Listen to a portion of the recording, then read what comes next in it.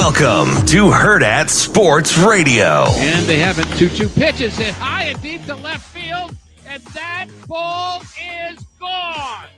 Out of here in a hurry.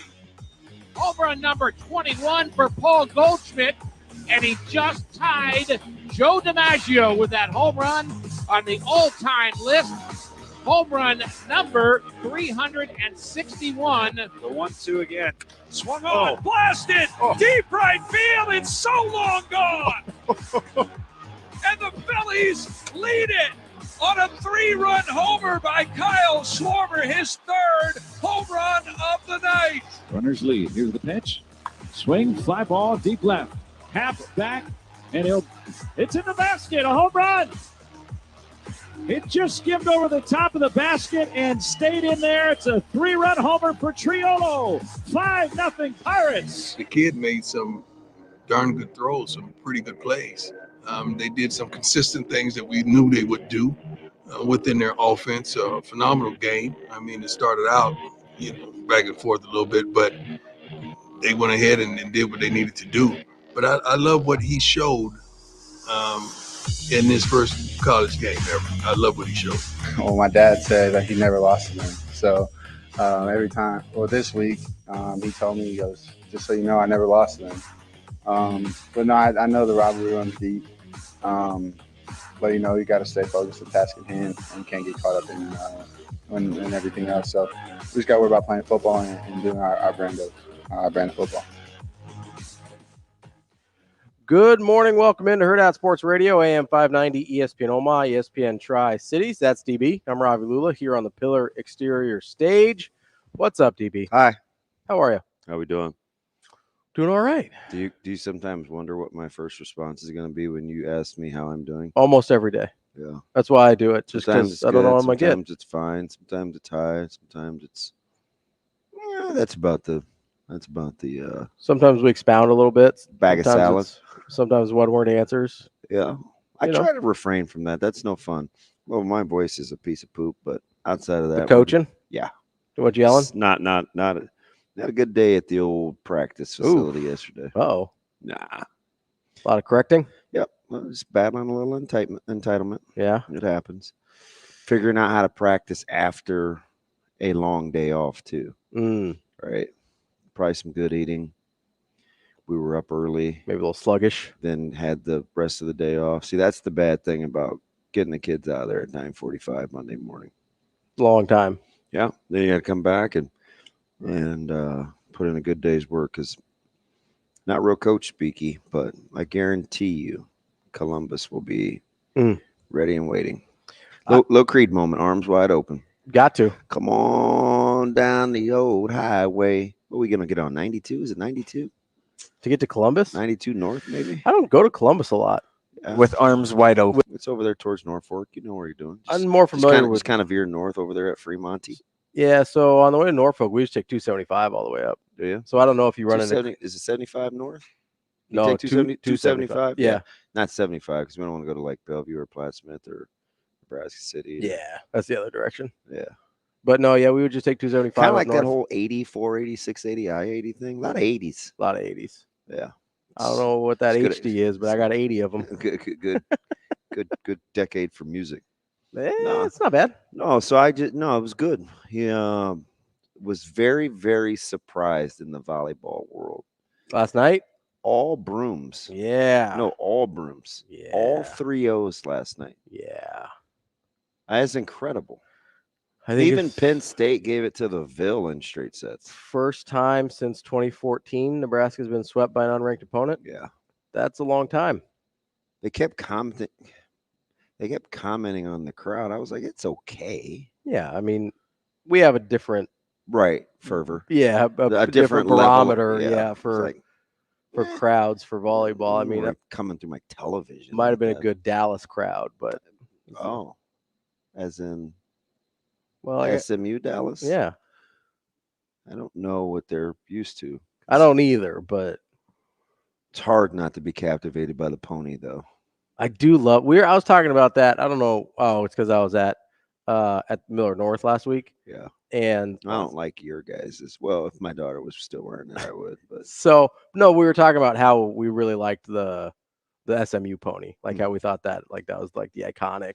Like if you're gonna go Mustang, that's the way to go. Yeah, Stanton. The heck with SMU now that they beat Nebraska. It's all about Stanton. Well, we were talking about this on Friday before it happened, so it was okay at the time. Was it? Yeah. Are you sure? Yeah, back then. Back in the day. Back in the day. Good 3-4 days ago. Mm-hmm. So I just was not a very competitive night for volleyball across the slate. No, not great. Didn't love it. Yeah.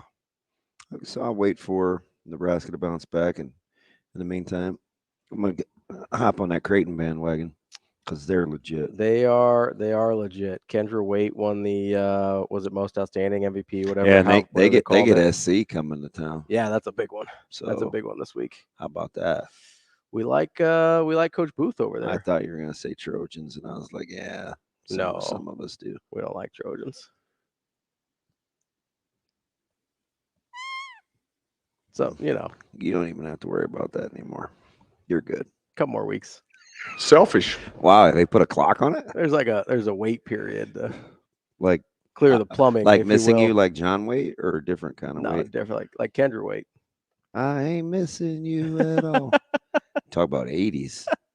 Now there's a little waiting period, make sure the pipes are clean. Yeah. Yeah. Yeah. Yeah, so I mean, I was gonna say we love Coach Booth. Yeah, Coach Booth is great. We should talk to Coach Shane, Booth. we're gonna cry. I think she's somebody I'd like to talk to. She's terrific. Be inspired. In my last life, I used to every time we hang up the phone, I was like, "Yeah, I'm pretty sure I need to go be better. Yeah, I need to go save a cat. You know who we need to talk to? Help somebody cross the street. Right? Do something be a better. Good person. Maybe she'll take me for ice cream. We need to talk to Coach Booth because she's terrific. We need to talk to Flan. Yeah. Flan's the best. My man, Flan. In my former life, those are two of my favorite people to talk to. Yeah, he's a good man. Yeah, he's a good dude. And Coach Booth is incredible what she does. So today must be a day for good people. Good people? Good people, which means that Dion should now be back in your good graces. He said very complimentary things about your Nebraska Cornhuskers. No, he's not in my good graces. Well, yeah, he's happy with this fraternity, this coaching fraternity. It's called lip service. Oh, is that what he's giving us? Yeah, he's full of it. He's full of it. I used to call that something different. He's full of it. Full of it. What does bolstered mean? What does that mean? Are they better improved? Improved? Why don't we say improved? He's full of it. No, I felt like give a little grace, Ravi. It's Wednesday. I will not give any grace to Dion. That ship has sailed. Why? Because I gave him grace at first, and then he immediately. But he said good things about your favorite. Okay, but I'm not gonna be swayed by the fact that he's like trying to butter people up. Sway? You seen him in concert? Have you? What does swayed mean? You mean influenced? Let's go with influenced. Oh Lord! You know people like that are just like full of crap, and then they're like, "Oh man." I think he genuinely likes Coach Rule. I don't. It was Shador that gassed the fire last year. Where do you think Shador gets it from? Well, not that time. His daddy. Where do you think Shador gets it from? I don't know. I think Shador and Dion are. He probably got it from Shiloh. That wouldn't surprise me. Shiloh seems like he is ornery on another planet. Yep, ornery. It's all right. There's one in every group of cluster brothers. Cluster brothers? Cluster of brothers. Like there's always the one. Like Cluster Johnson? Oh, sorry, Cluster. That's different. Yeah. Yeah. Old Kless has been in the weight room. My man sat in this seat and put his elbows on the table. I was like, damn. He's hanging out with our guy Epp and EJ Barthel just in that weight room group. Yeah, man. Big old ham hocks he put on the table. I was like, what the? Yeah.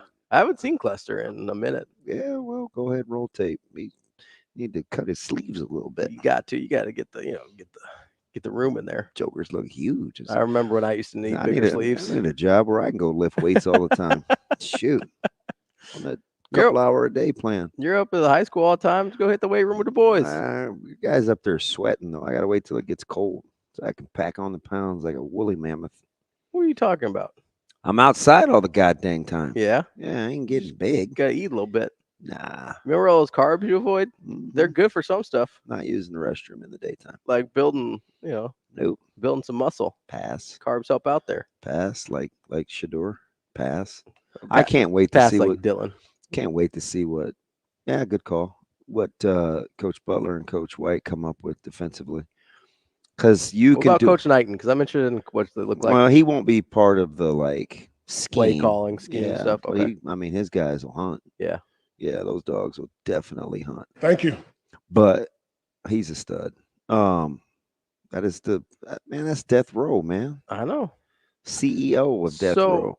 So the thing about it is with him, love the are those pigtails or braids or what are those? Those are braided pigtails, I think, because you got the split, but they're braided. So I think they're big fan of that look. Yeah. Yeah. Not on she's just in average, general. But in general, yeah. I don't mean average, no disrespect to that young lady hosting Good Morning Football, but I'm sure she's fine. I do kind of like that Oilers sweater though. That is amazing. Yeah. That the old school Oilers is stuff is sensational. The old school Oilers stuff is great looking. Yeah, but I think because there are some things that I would like to do. Maybe I'll go pick their brain again, but in the secondary. Well, there's just just things that you can do against teams that get in the gun with no QB run game, and it's pretty sound. Yeah. Yeah. So, short of just giving up one-on-ones, God, you should be pretty sound. Yeah, because if you don't, and I think you'll definitely see some new wrinkles from Butler. Well, so that was my question, right? Because I know we talked about on Saturday the offense was super vanilla. Oh yeah, I thought the defense was pretty vanilla. Also, they didn't show him anything. Yeah, you know who played well and was underappreciated? It's a hard game. I thought they both, as a pair, played well. I thought Bayer and Bullock played well. Now Bayer's got to work on a couple of tackling angles, but that was a very, very, very difficult game for box backers because you're in spread, right? Yeah. So, you're out there almost naked, right? You're out in a lot of more space than you're usually out in. But for being inside linebackers. I'm telling you right now, man, you better get on. I'm saying it. I've said it. I'm saying it again. Bullock. Yeah. Big Bullock There's guy. 11 more games to prove me wrong, but it won't happen. We heard Coach. I think we heard Coach White talk about yesterday Bayer's role in that safety. Yeah. And kind of submarining the offensive line and kind of sort of creating the pile that led to that safety. Yeah. See, he didn't. He doesn't get credit for the tackle. He doesn't get credit for the safety. Yeah, but guess what? But it doesn't happen. I even said this real time to Sharpie on the broadcast. See, it was Bayer that let him not lean over the end zone. Yeah. He stoned my man. A little bit like Andy Jackson last night, but she needed a few more. Stonewall. Hey, STMs. Where was my buddy, old pal, Low Cook talking about STM? Set the middle. Yeah. Set the middle. But boy, his Jackson got bounce. Yeah. Ooh. Elevation Holmes. May says she's touching like 10-10. That's crazy. It's ludicrous. That's crazy. That means she can dunk with ease.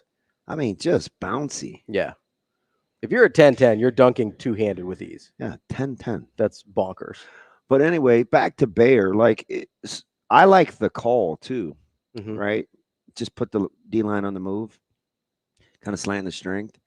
You lineman let a guy play across your face on the goal line. That's a recipe for disaster. But the old cat and mouse on Saturday night is what I'm interested in to match wits on that back end. So here's something I've also been wondering is, so you actually weirdly have more experience with this than Nebraska's coaches do. And that's with a guy that's playing two ways. Right? That's something you see all the time in high school. You don't see it ever in college, basically. When you've got a guy that is hey, he's probably going to play pretty much every snap both ways.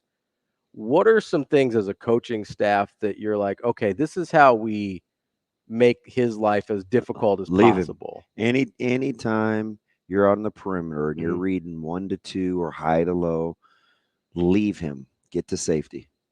If I'm a wide receiver and I'm blocking most dangerous, leave 12. Okay? Leave 12. Get on down to safety. Make him make plays. Make him make plays. So just let him go. I'd put him on. I'd go to the boundary, put him in short side. I would motion, make him the spill guy. There's lots of things. Shoot, we spend a living trying to protect our guys until we get. Now we happen to have a couple of good tackling corners now, but sometimes you got to protect those guys. Yeah. These guys with markers and dry erase boards and stuff offensively are too smart now. And Nebraska's whole scheme is predicated on making DBs tackle and backers cover. Right. So, I mean, he'll be. I wish it was a little warmer out, but yeah. Well, it looks like it might be a little warm on Saturday. I mean, by night it'll be 70s. Fine. No big deal. Well, it might be a little warmer than that. Depends on by game time. It may not be by the evening, but yeah. But I would, sometimes guys out on the perimeter will secure, that first level, and then they'll work their way up to safety. Now, put that guy in conflict. Just blow right by him, get to the safety, and let him try and tackle. And you've got some good matchups out there. Big guys. Yeah, quick game. You got big, strong receivers on the perimeter. It'll be. That's not probably Colorado's biggest concern.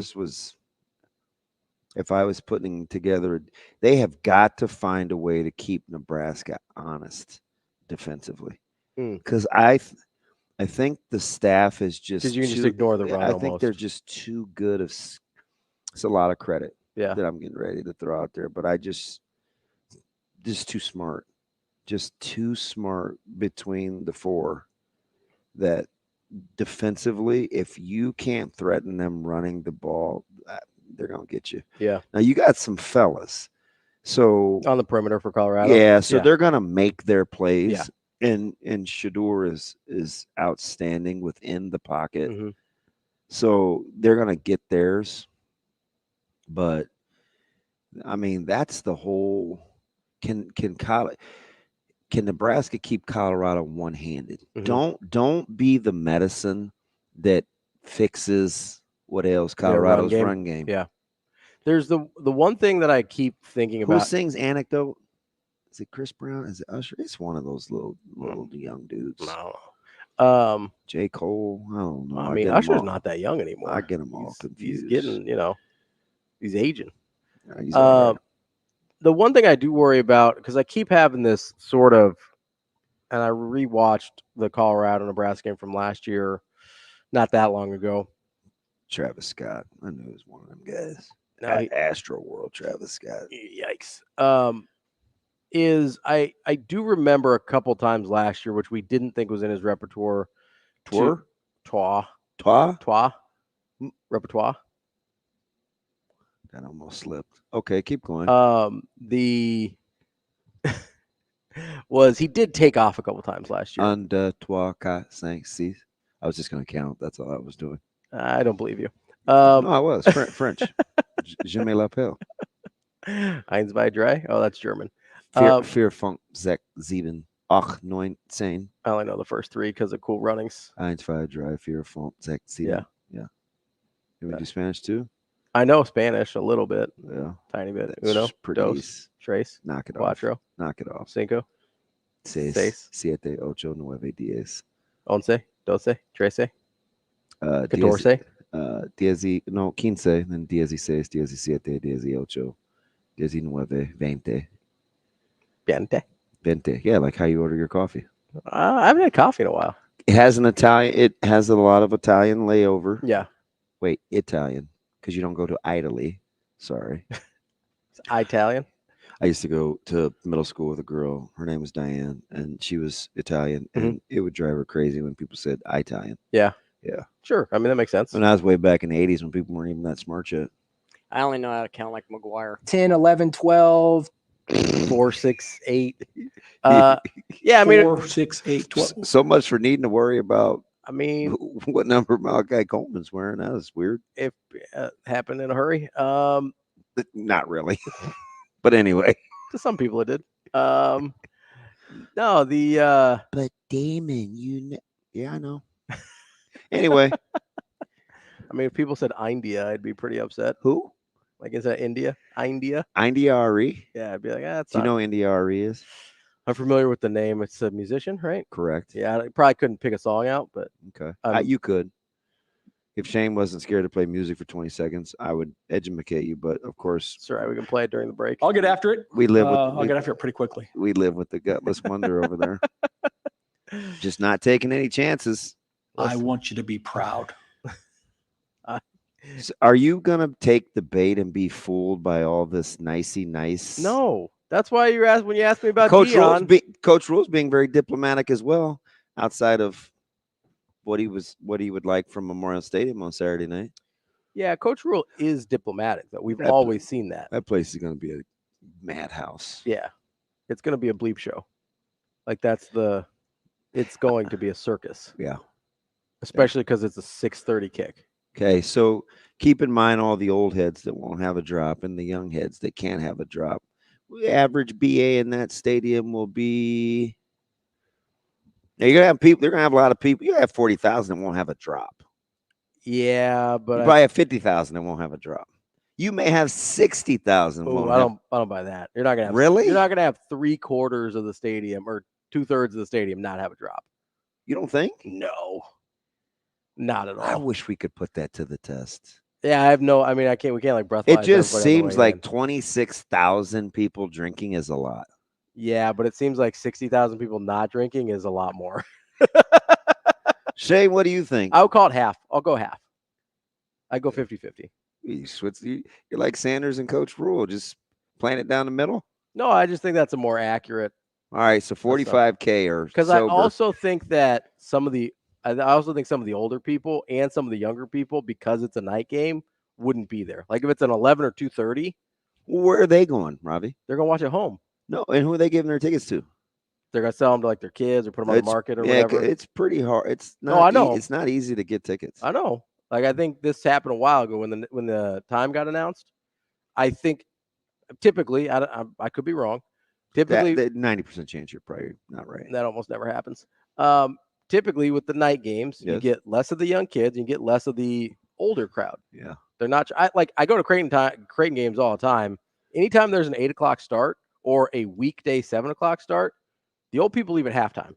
Like I'm not hating on them. Like yeah, but listen though, but people will be in attendance. They're not going home. Those seats will be filled. I understand that. My point is, I know for a fact that what's your point? That if there's gonna be older, no, say it again. My point is, I already said that. I don't need to say it again.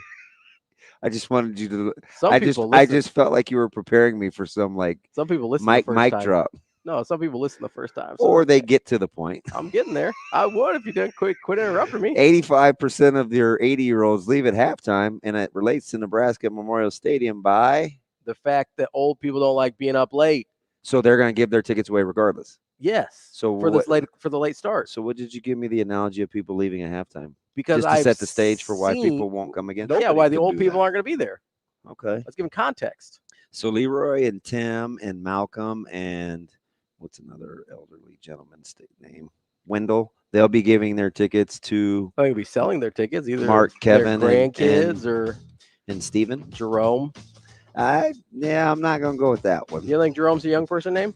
No. Jermaine? Yeah. But even though that's phasing out. Okay. I think Jermaine's won't be much more than in high 30s, low 40s. The only Jermaine I know is in my age range. So yeah, that's gonna phase out. That's about right. I'm just saying. I think you're gonna get a lot of 20s and 30s and 40s in the stadium on, which means the blood alcohol level is gonna be way higher. I don't know. Man, you're gonna have to get down to Lincoln at like noon. What are the people gonna do for 6 hours? Look at one another. You're gonna drink. We will be back.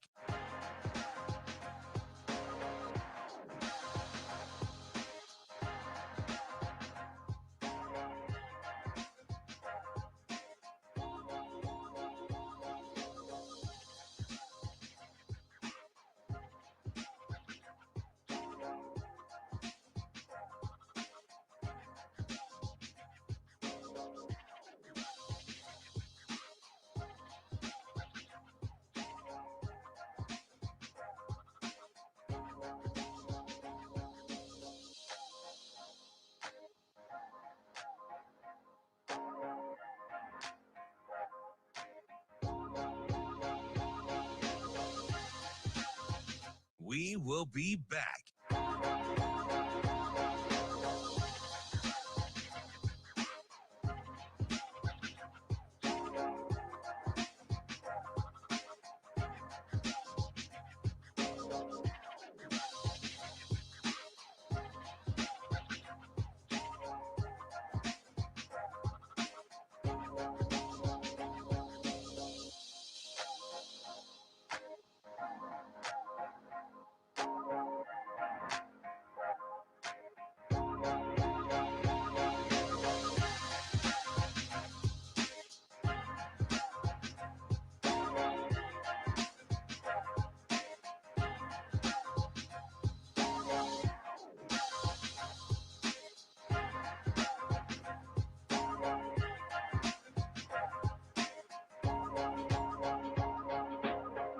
We will be back.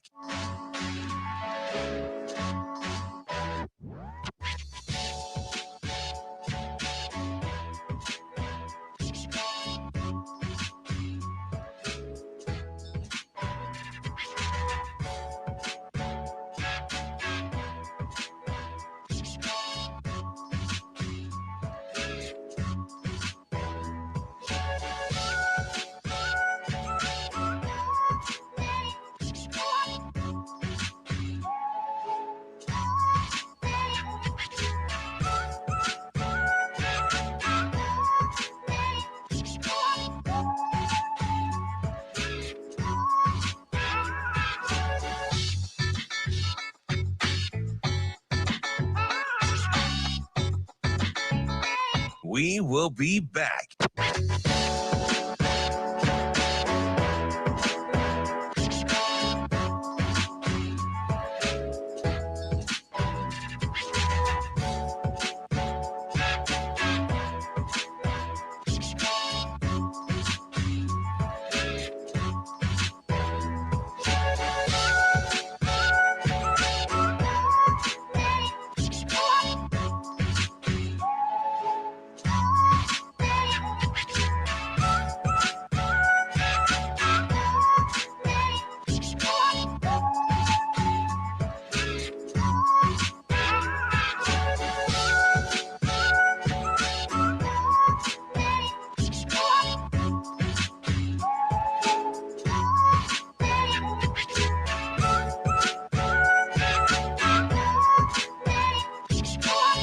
We will be back.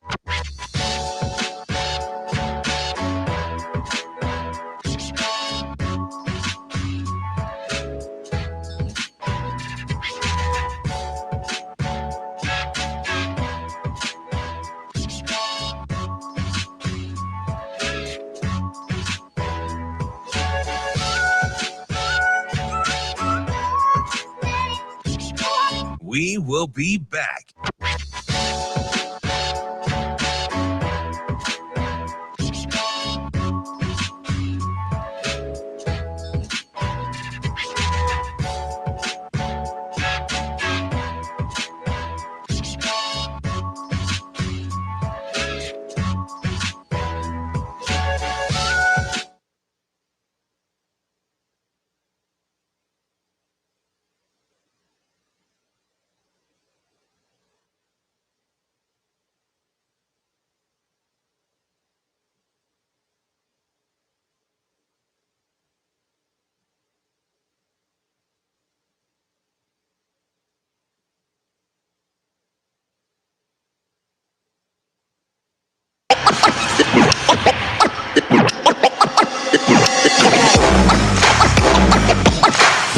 You're listening to Hurrdat Sports Radio.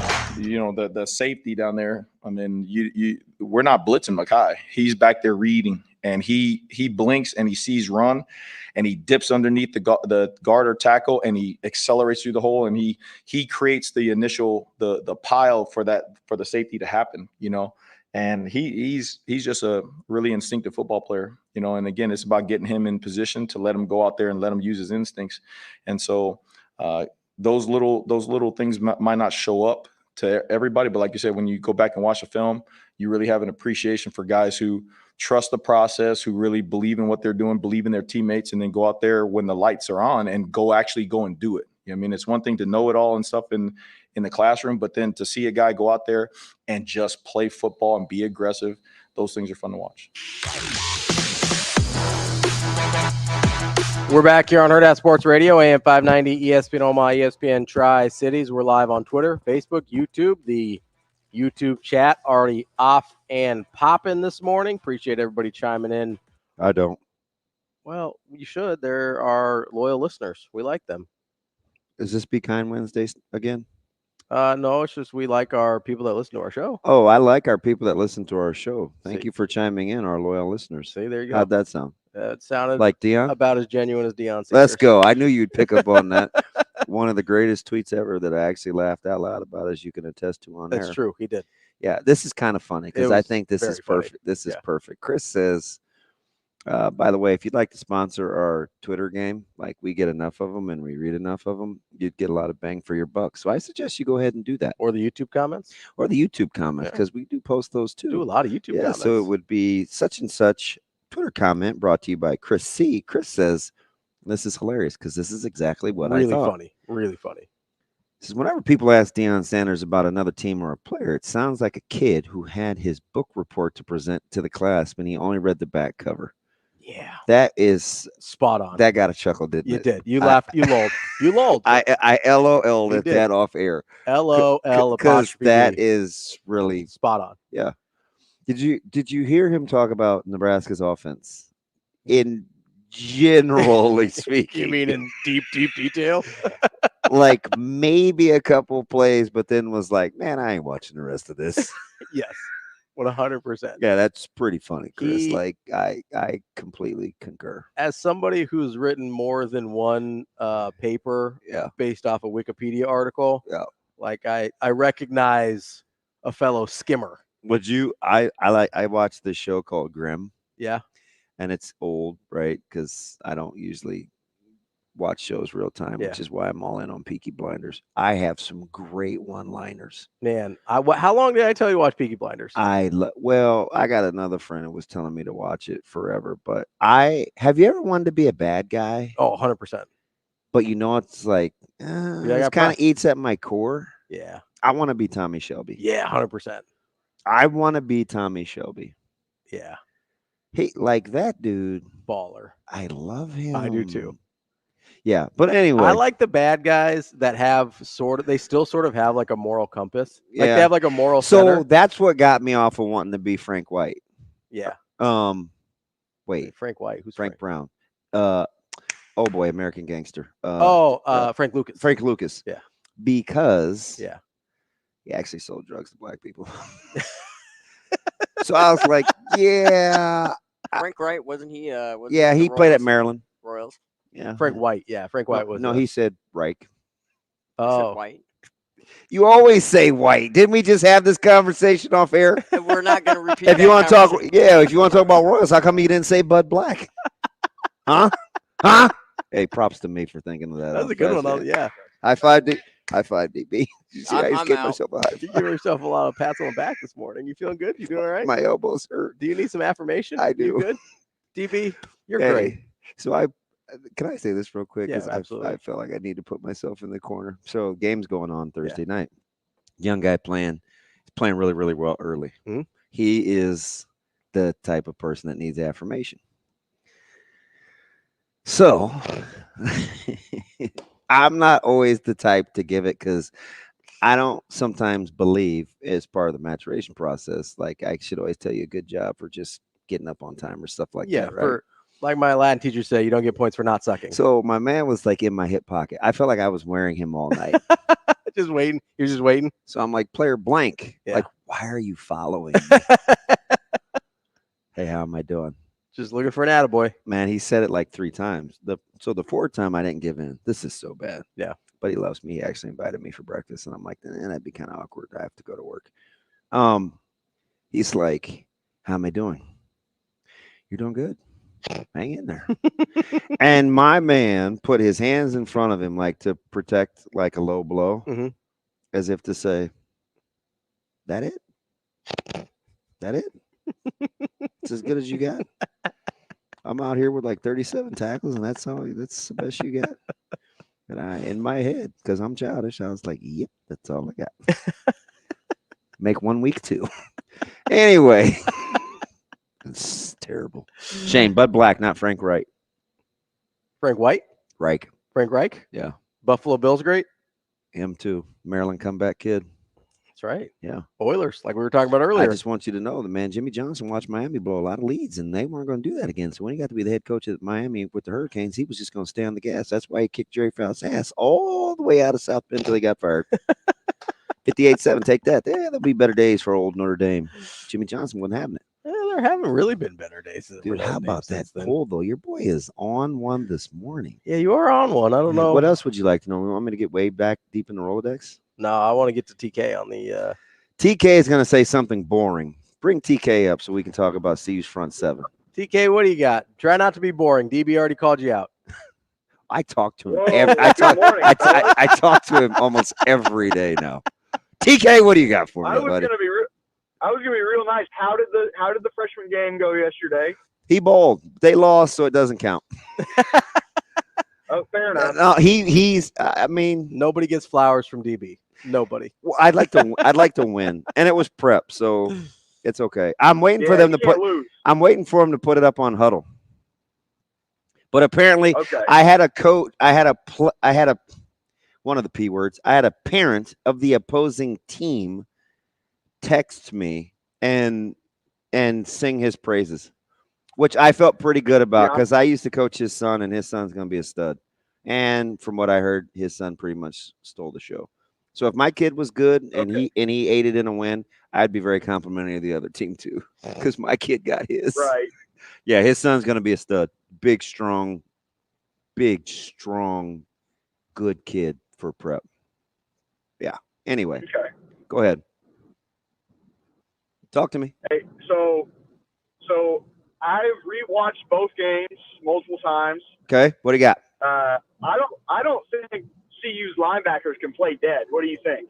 So I worry about in the run game. So I worry about them getting downhill. But so I like that, TK, because you clearly know what you're talking about. Otherwise, I would not exchange text with you during a football game. So here's what I don't know, TK. I don't know if they're trying to gap teams out or they're read and react guys, because they were slow to pull the trigger, but I don't know if it was because of what's happening in front of them. So yes, I agree that they weren't like, ooh, sign those guys up, but I'm not also sure if that was just week one. I got to figure out how to play behind this D line. That's fair. The best plays that they made were from obvious run blitzes. Yeah, so that is when they were able to fill holes. So sometimes if you're not if you're not getting downhill, like I'll say, hey, let's put them on the move, right? Like let's stop the run en route to the quarterback, right? So I just don't know enough about their scheme, TK. But this time I don't think you're crazy. Yeah, Micah Mazuka and Evans, they're going to eat because they were capturing linebackers very well on Saturday. These guys don't move. Hey, or if they do move, it's way too slow. Some of those short set pulls and Evans getting to second level is terrifying. Evans was really, really good on Saturday. And Hopkins and some of those guys for you, they could actually play. Like those were quick guys in space. Yeah. Hey, those linebackers for UTEP looked very hard to block. They were very good at making themselves small and dipping the shoulders and trying to beat them. Yep. I agree. I agree right there, TK. That's a good call. TK, that's a good first call of the morning. Appreciate the call. Good stuff there. You've won DB's approval. Hey, we were lamenting about Florida State or LSU's D line. Yeah. And I think he thought I was mad at him. So he's like, dude, relax. It's like, hey, I'm not mad, man. This is what you get when you exchange football texts with me. Lance, hang on the line here. We will get to you in the next segment. Coming up on the show today, we got Brian Christopherson at 8 o'clock, Husker 24/7. Kevin Sjuts, 10-11 News in Lincoln at 8:30. We're going to talk to Jason Cole. He covers the NFL for 33rd Team at 9. That's the lineup.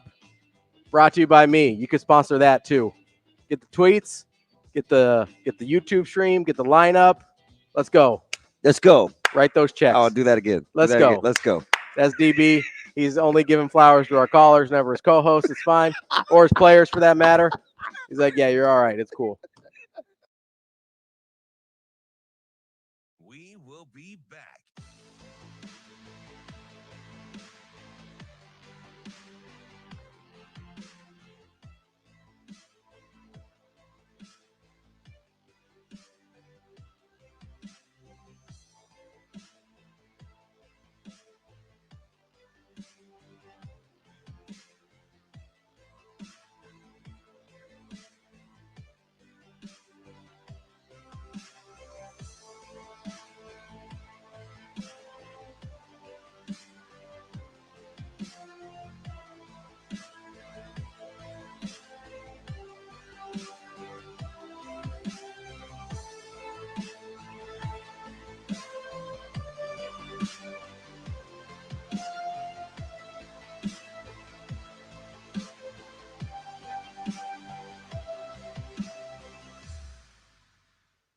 We will be back.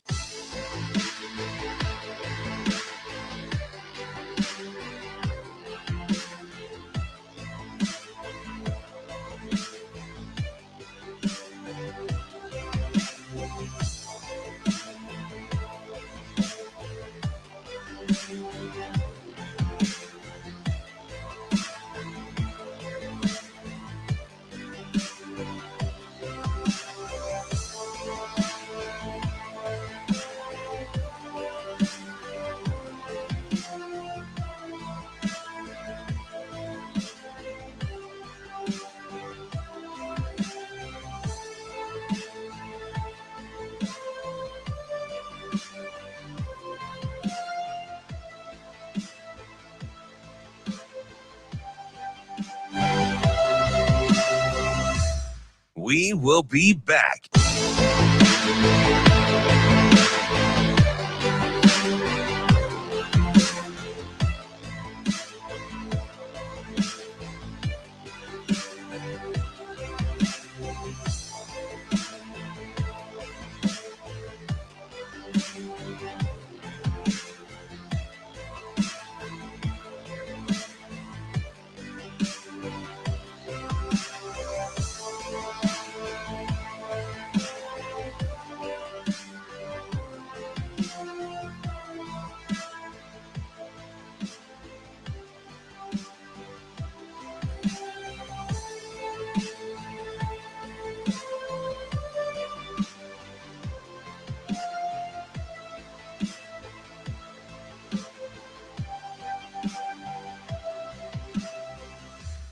We will be back.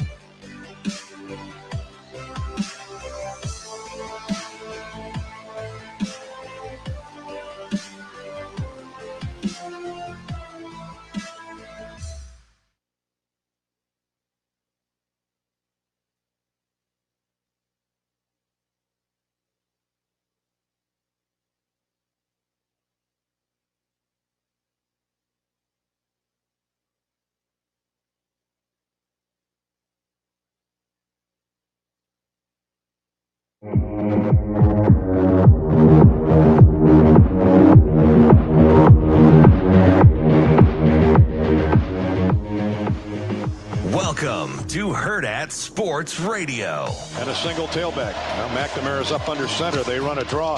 Touchdown, Iowa. Jazz Patterson scores on a counter draw over center and right guard.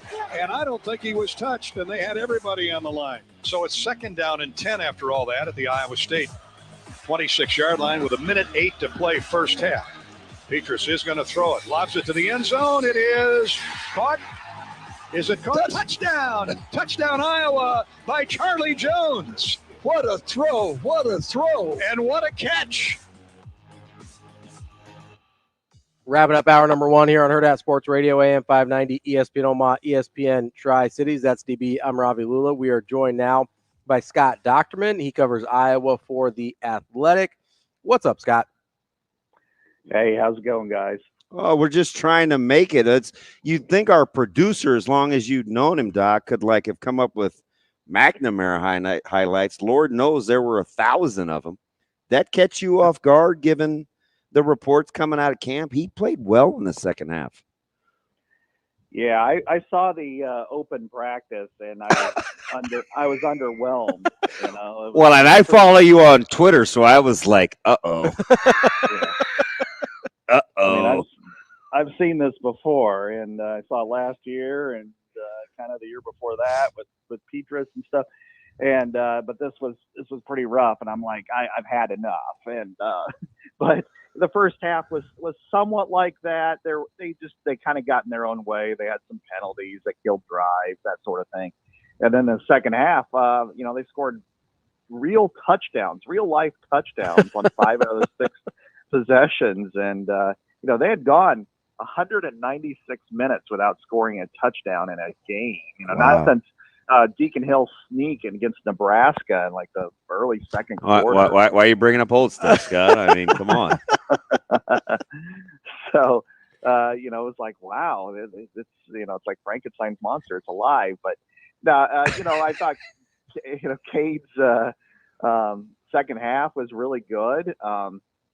It was, 13 out of 14, and the only incompletion was a drop. So, I mean, he looked like the kind of quarterback that they got when they signed him to a free agent contract a couple years ago. So, Scott, when you see the vast difference between first half, second half, you mentioned you saw the open practice that sounds like it looked a lot more like the first half than the second half. Like, how do you kind of parse through what you think is real versus what maybe is fool's gold a little bit? Obviously, you're facing an opponent that probably struggled with some depth issues the further you got into that game. Like, how do you decide what you think is legitimate? Yeah, I think all of us have to do that. In a lot of these first games, I'm sure UTEP fits in the same kind of category, even though it's a G5 team versus Illinois State or North Dakota. Mm-hmm.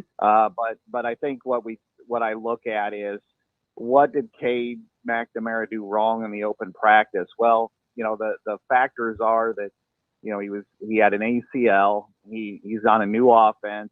He wasn't fundamentally very good.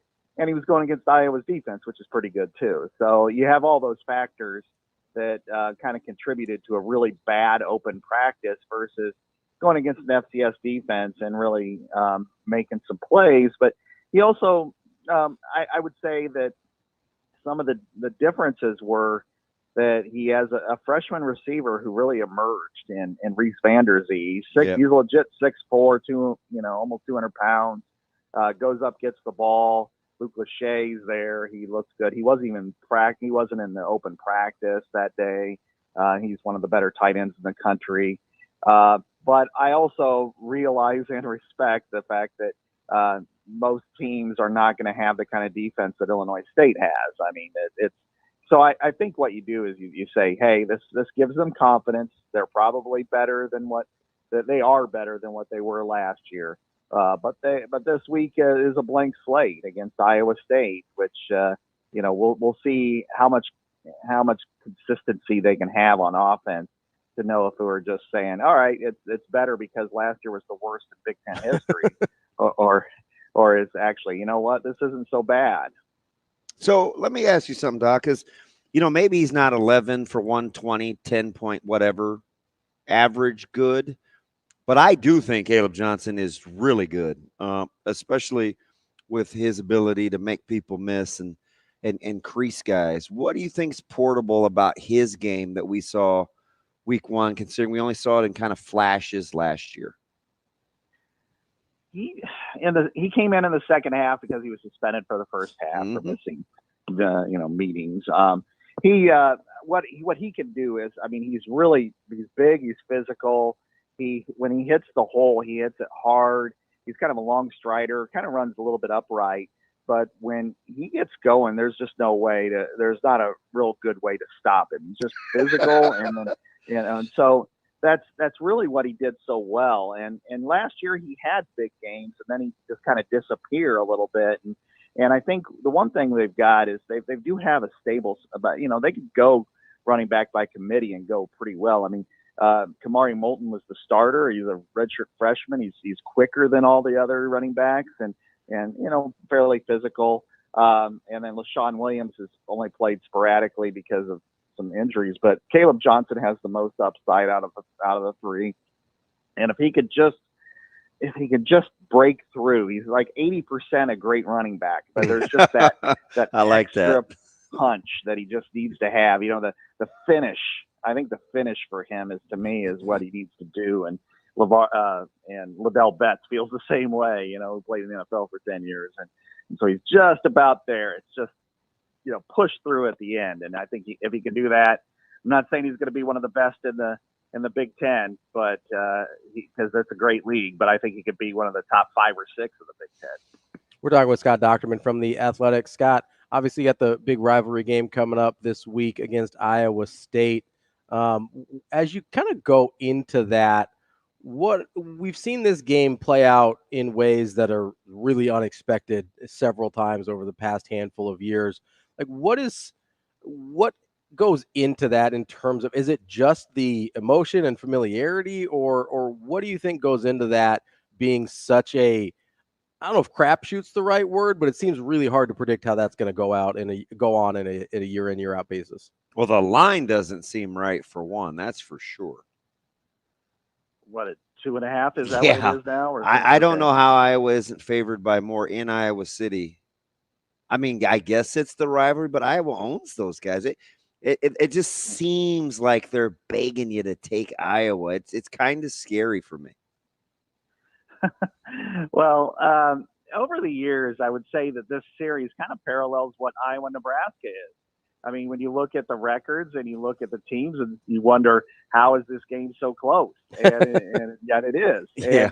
And I think that's, I think teams sometimes flex their rivalry muscles, that they look at that opponent and they want to win that game in the worst way. And that's, whether it's certainly the case of the team that's maybe not as considered as good or has as good a record. And that was the case, I think, with Iowa State. But Iowa and Iowa State are built real similar. Matt Campbell's done a really good job at Iowa State, and I was over there yesterday instead of Iowa because my role has changed now, and just the way he's built that program developmentally, the way they, they're really like Iowa in how they present themselves, and when you have in the past Brock Purdy and Breece Hall and Xavier Hutchinson, some really good offensive skill position players. That they've been able to really keep up with Iowa that way, but Iowa, pulls it out. Now, what I'll say, after watching the game the other day, Iowa State's game, and then being there yesterday, and some of the injury issues they have, that's a number that doesn't seem right? It seems like it should be about 6 or 7. Yeah, exactly. I'm kind of like, what, really? I mean, because they lost their best linebacker. Yeah.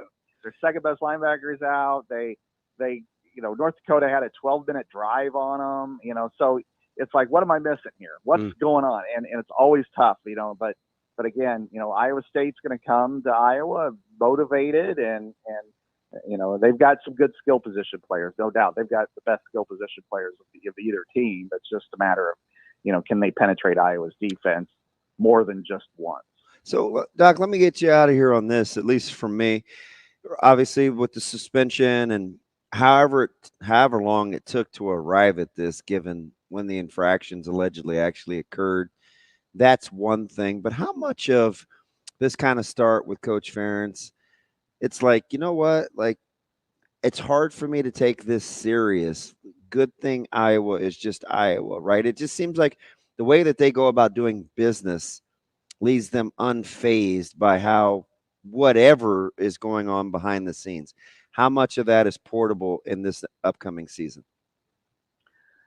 For sure. I mean, Iowa is I always call it the most self-aware program in the country because it knows what it is. It doesn't shy away from that, and it's usually pretty consistent in its approach, and the results bear that out. And they respond better to adversity than just about any other program. And that starts at the top with Kirk Ferentz. Last week, he's suspended for a week without, because of a recruiting violation. That's not one that anybody had on their bingo card. But they handled it well. They went about their business. They did their own thing. And in fact, I would argue that may have had a more of a galvanizing effect for the team where they weren't necessarily, let's rally for Ferentz the way Michigan did for Harbaugh, but now it gives them a little bit more of a motivation, a chip for this week, because now he's back. They get him back for a rivalry game, and they can kind of use that, fuel that a little bit more. So I think they're fine with this, and they're going to continue to do what they do. And if their offense improves, I mean, this could be a pretty good team by season's end. That's our guy, Scott Dochterman from The Athletic. Scott, we appreciate it as always. We'll talk to you again soon. All right. Thanks for having me on. Appreciate it. Thanks, Doc. Scott Dochterman from The Athletic. That's DBM Ravi Lulla. We'll be back with more Hurrdat Sports Radio and Brian Christopherson coming up next. We will be back.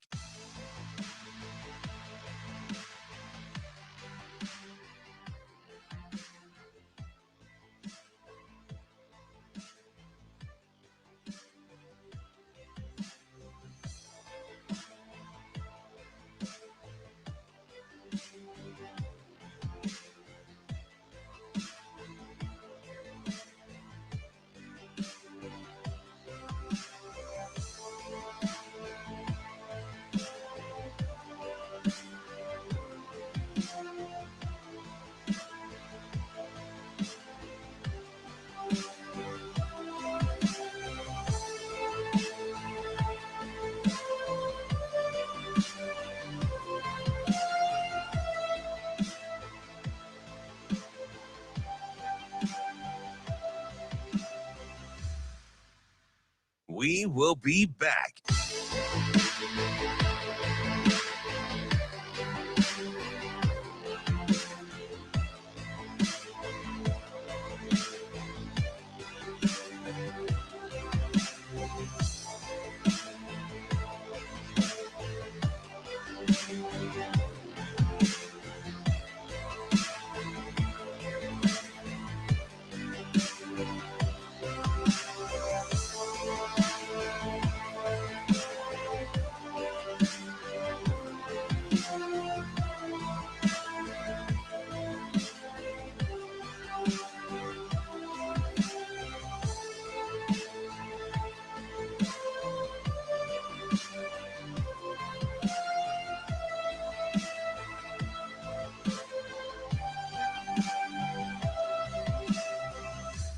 We will be back.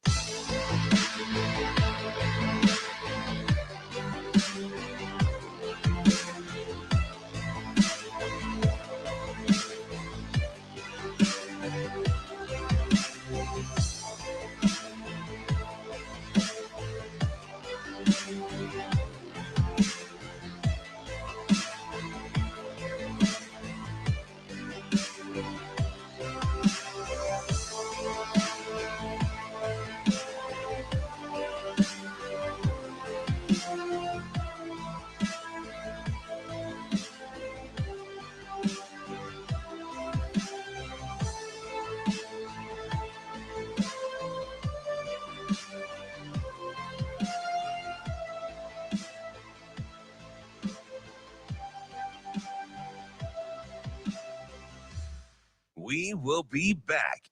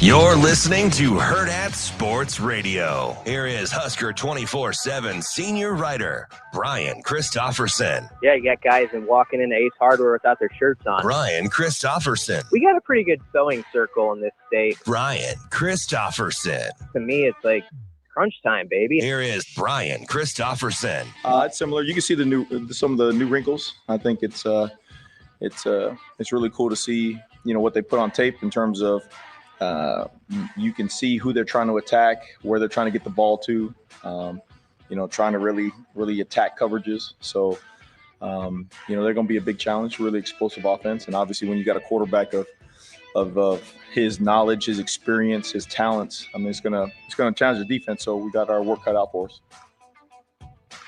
Kicking off hour number 2 here on Hurrdat Sports Radio, AM 590, ESPN Omaha, ESPN Tri-City. That's DB. I'm Ravi Lulla. We're joined now by Brian Christopherson of Husker 24/7. BC, what's going on, man? I'm doing well. How are you guys? Hi, B. We're just trying to make it. I'm waiting for somebody to – I played it pretty close to the vest up until now because you're like my blue blanket, so I'm just going to call you Linus for this interview. Okay. I feel exceptionally confident about this week, and it stems from I like the matchup of Dvorak, Knighton, White, and Butler versus Colorado's offensive staff. Would you try to talk me down from that, knowing I don't get like this very often. Why do you want me to talk you down? Aren't I the blue blanket? Well, yeah, but you also keep me safe too. So if I don't want to be embarrassed, then you got to do your best, Linus. No, I don't disagree with you on that, though. That's the thing. I mean, I've been as much in the Tony White fan club and how he communicates with his staff and how they work together in forming a plan and how they're creative against specific type of offenses. And I think they're really carved out for a game like this. Like I like Tony White's comment where he was saying how Shedeur Sanders makes me a better coordinator because he's that type of player. And they have a couple of those type of players who challenges you to, think in different ways about how you're going to attack or how you're going to disguise. And there's a real cat and mouse game that I think Tony lives for. So it's no doubt the game within the game. Nebraska got a lot of pressure on him last year, sacked him 7 times. I just think there were a few plays. If you go back to last season, let's take away all the fumbles and turnovers Nebraska had. On defense, there are a few plays when it was starting to get off the rails where they just missed, and Colorado made them pay for it. And I've brought up this play a dozen times, but it summed up that game. Javen Wright almost got home on a 3rd down. Oh, yeah. And it was just like not a 0.2 of a second off. It ends up being a 40-yard completion over Tommy Hill. I'm sure Tommy hasn't forgotten about that play. This is a big game for him. But if Nebraska can make a couple of those plays that they just missed on last year, even though they had all those fumbles in that game, I think it's a different story this time. So it's interesting, BC. If you're a Nebraska fans or you're me or heaven forbid you're ever Ravi, which happens first? Colorado figures out a way to keep Nebraska's defense off balance with some semblance of a run game, or Nebraska's defensive staff gets to dial in because of no run game? Well, that's where I have confidence in Nebraska in this game on that side of the ball. I mean, we've spent 8 months believing in these guys that, for the most part, 90% of the conversations around here have been how, they're going to be a top 10 defense again and all this because we looked at on paper and they got this guy here and that guy there. And you talk about a security blanket. You look at Nebraska's secondary and you see 5 guys who have played a ton of college football and have a good understanding of each other. And then you go up front and you see Big Nash and Ty and Jamari and Cam and those guys. And you just feel like, they've been building for this game for a long time. Now, that doesn't mean it's just going to go out and happen. But if you're saying pick a side who you have more confidence in 3 days out, I'm not saying it because it's the team I cover. I'm saying it because I've watched them grow, and I think this is the big moment for them where they can play in a game like this and sort of be the star of the show. Even though there's going to be a lot of national people are looking for the star to be somebody else. BC, as you've kind of you watched game 1 of Colorado. Did you notice anywhere that you thought they were significantly better than last year? I know they're different in a lot of places, a lot of different faces, but whether it's the retooled offensive line, brought in some edge rushers, whatever it is, did you look at them and you're like, oh, I think they're significantly better here? Or did you look at them as, it looks about the same? I thought they're a very similar team, but I'd say that with some respect because they're a tricky team because their headliners are, they are really like ballers or dudes who can really turn a game with a few plays where, last year for a quarter and a half, for instance, Nebraska's defense had that game exactly on script. Yep. And when that game was played on script, Nebraska was dominating on that side of the ball. And I kind of, this is me talking as a lay person very simply, but I think Nebraska is going to win this game on script.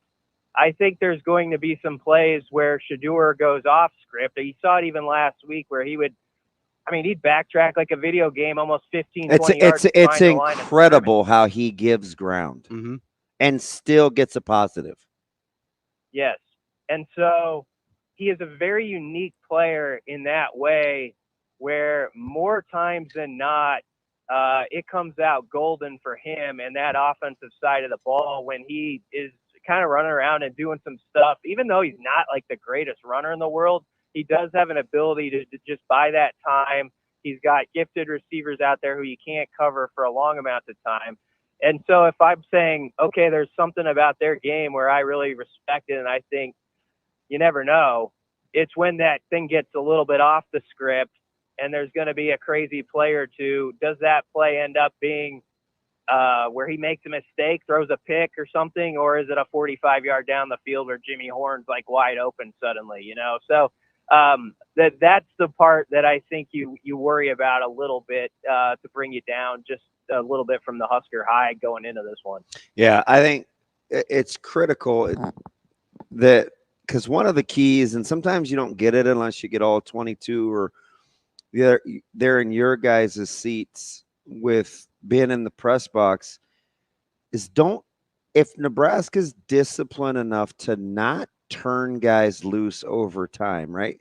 I imagine there's a fair amount of scramble drill going on or plays are extended, right? Because you have to coach the time, and Shedeur buys an inordinate amount of time. So I could see Nebraska in practice working on 6-7 seconds worth of coverage. If Nebraska doesn't turn guys loose, how much of this do you think comes down to my guy's better than your guy kind of ball for Colorado? Oh, a lot of it. I mean, they're going to trust that they can put it up at times, and Travis Hunter's just going to get it no matter who you got on him. And there's a possibility if he's the best, one of the top 5 draft picks, if he's that kind of player, and he should. I mean, last week you had to say, man, that one catch in the end zone, like very low percentage of making a play like that. Probably was like the 20th best catch of the week. There were some grabs last week, man. Yeah, we're at another level of receiving in this age, that's for sure. Yep. I mean, but yeah, they do have some guys that I think Colorado from their end is going to say, if that's a 50-50 ball or you think it is, we're not viewing it that way. We're viewing it as 70-30 or something our way. And, Travis is going to go get it, or Jimmy Horn or somebody. I mean, you heard Rule this week. Shedeur and Travis Hunter are the obvious names, but he went off in football speak listing 3 different numbers at receiver that they got to match up with in this game and that they really respect. So it's a huge test. You can be experienced on the back end, but you still got to, like, in that moment, go and make a play. It is kind of a different setting. I think Marquise Buford is the type of dude who is totally up for a game like this. But us on the outside looking in, we kind of knew him more as a safety last year, and his role's a little revamped. And so there's those little intriguing questions that you have until you sort of see it play out. But I do think a big part, too, is being physical. If those guys can get their hands on Travis Hunter, and when Travis Hunter's on defense, you can, be a little tough with him and block him and make him feel it on these plays. You want him to have to pay for being the guy who wants to play 100 snaps, which we all admire, but make that a difficult challenge for him. We're talking with Brian Christopherson from Husker 24/7. BC, you mentioned earlier Shedeur and his ability to kind of go and do things in sort of an unorthodox style back with his retreating and kind of that whole thing. Like, do you think that ever comes back to bite him at some point? Like, there's a reason most people don't do that, or is it kind of one of those that, hey, he's a special talent, he's going to be able to get away with it?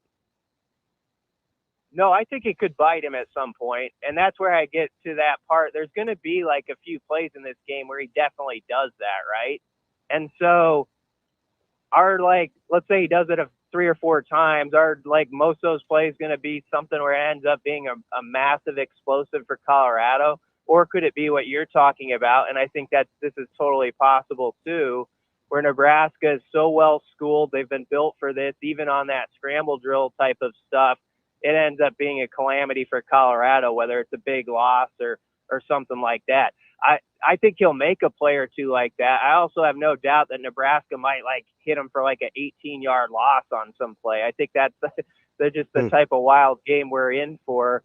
Because he will gamble like with real estate in that way, and so you gotta in that moment have that play where somebody does get there that 0.2 of a second quicker this time, and it changes the whole complexion of things. Now, I know Buschini had the long of 53, but I think he only ended up netting maybe 29 yards on that because it was a 20-some-odd yard return. But he did hit the ball. He did strike it pretty well. How much of what you think Nebraska's going to get done on Saturday has to do with when actual toes meet leather? Yeah. I think this is a game about like every guy, like you mentioned Buschini. It's the old Belichick, do your job. Like, okay, you know what, for this specific matchup, we want, like, Nebraska wants to force them to, as far as like directional punting in some cases and things like that. And everybody's got their specific thing that they're honed in on, and you just got to do it well. Like, you don't have to be exceptional. We don't have to work ourselves into read out around the world mode. That's a reference, of course, the 2010 game in Texas. I can't believe you brought that up.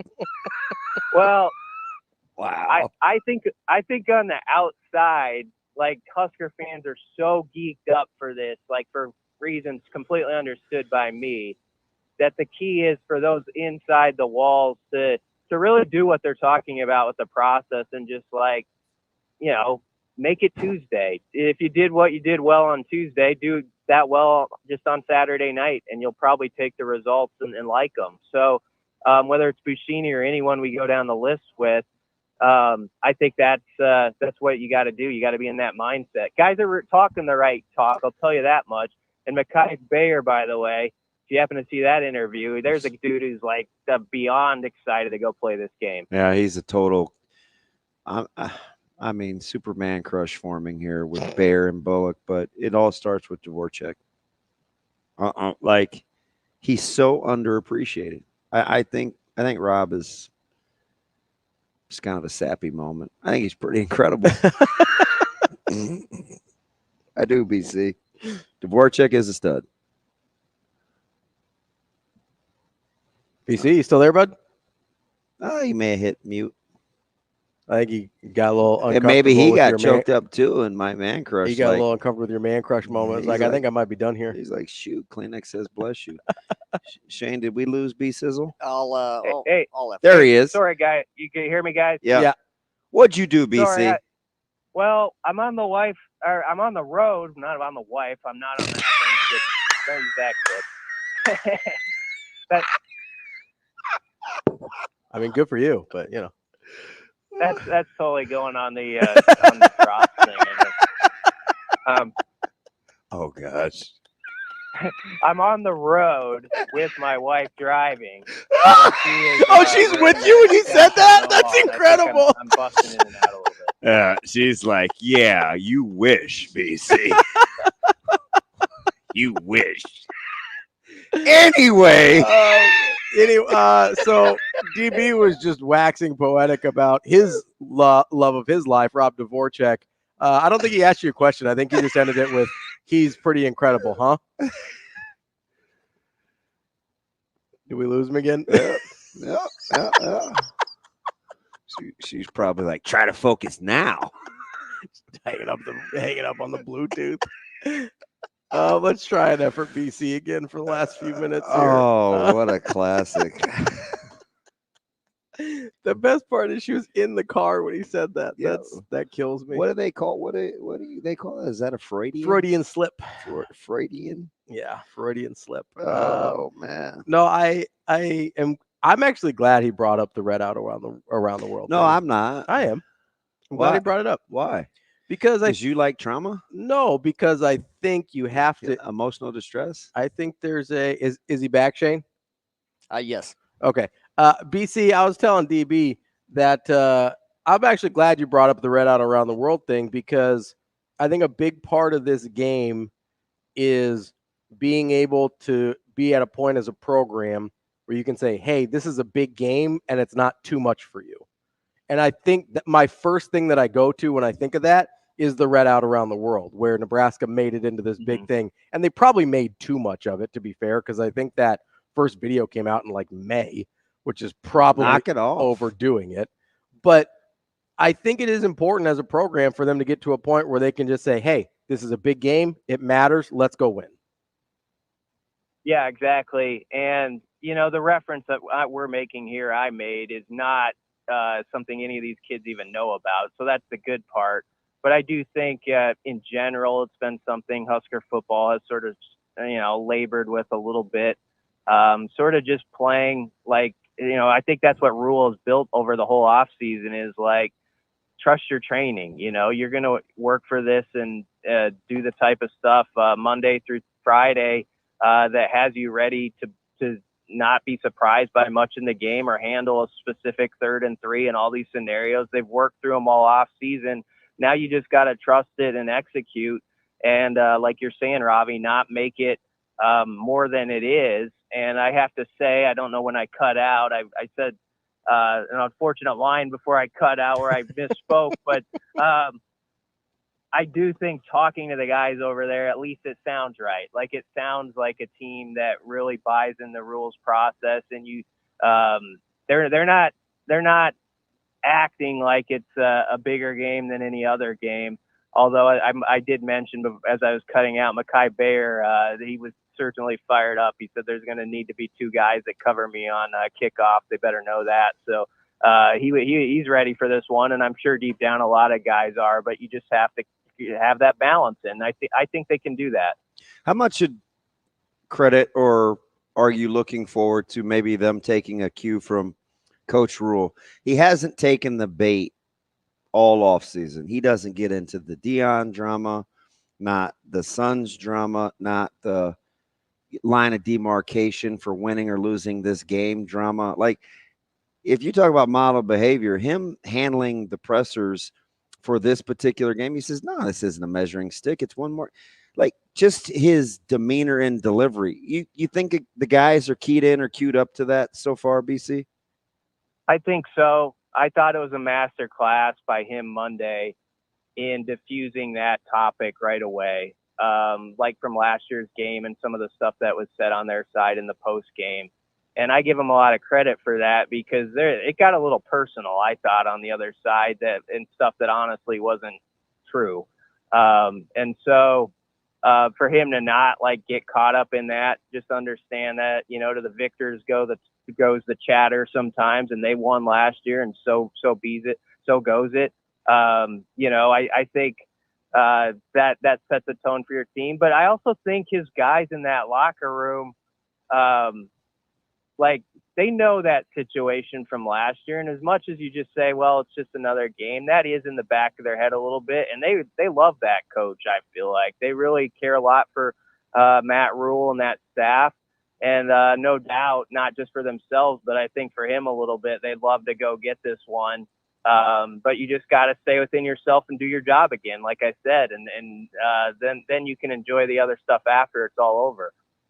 BC, are you, I guess, surprised at all by it seems like the tone has changed on the Colorado side, sort of talking about this game. And I don't remember, to be fair, if they only sounded that way after the game or if they were talking that way before the game last year as well. Do you read into that at all, that they seem to be a little bit more complimentary of Nebraska and I guess less inflammatory than they did last year, or you think there's nothing really there?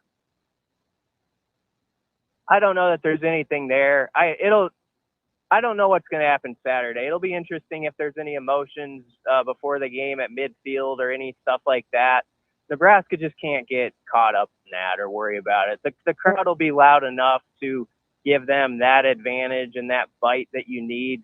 You don't need all the extra stuff. If they want to do some of that, let them do it. And then I would, I sound like old guy, but do the talking on the field. Yeah, old guy. Yeah. Well, I mean, it's like, yeah, I tell you what, in my day, we just smacked him in the mouth, and that was, but said the former soccer player. But Since we're telling on ourselves, you know what? How about this role reversal? The former player in me is like, yeah, let's go crowd. Because that's exactly what I used to think. For all the cool bravado, oh, we'll just go handle it on the field. We're really, really good. Don't kid yourself. We loved the fact that Memorial Stadium was going to be loud as all get out. Like that's what I'm looking forward to. Oh yeah. Don't get me wrong. I can't wait for how loud this game is going to be. Like, I think it's going to be one of the top 5 toughest environments in college football this year, this game Saturday night. I'd be shocked if it isn't, actually. I just think people are that amped up. I think it's a combination of like 4 or 5 things that make it that way. Nebraska feels like they have to have a breakthrough. The fans do, I'm saying, like on this sort of platform where it's national TV. And we're confident. And we're confident. Yeah, we're not afraid of this game. there is a built-up confidence that's happened through the offseason, and it was contributed to last week by Dylan playing well at that QB spot and sort of being who people thought he could be for a first game. And, there's obviously, Deion Sanders, he's a magnet toward, like, you like him or you don't like him or whatever, but he's a magnet. And Husker fans are certainly going to bring it in this game. It'll be, if Colorado wins, I'll tip my hat and say they walked into one of the toughest environments and got it done. And you just got to say that's congrats to you. I mean, that's honestly, because I do think it's going to be very difficult to operate. What'll be interesting is it used to be where the crowd noise built up those last 10 seconds on the play clock. Now I think there's an understanding, like we can affect this game from the fans, like even when, the play is coming into the helmet and all that stuff. Yep. So I think there's just going to be a constant noise that's even maybe different than some games we've seen in the past here. That's Brian Christopherson, Husker 24/7, BC. We appreciate it as always. We'll talk to you next week. Yep. Thanks a lot, guys. Thanks, B. More Hurrdat Sports Radio coming up next. We will be back.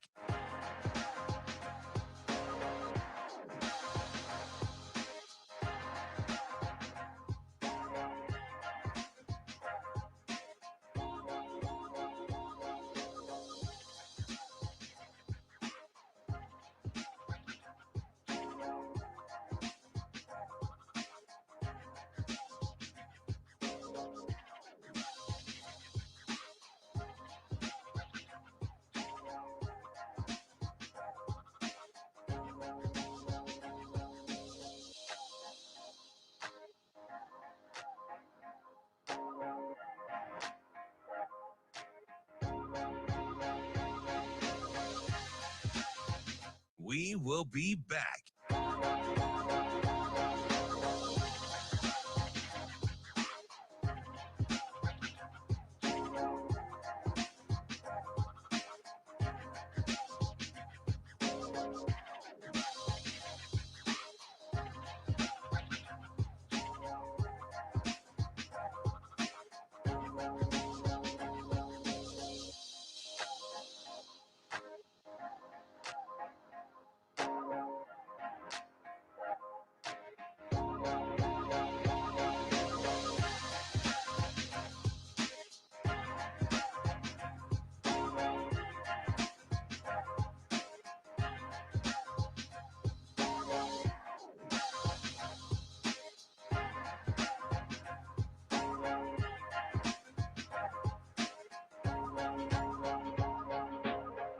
We will be back.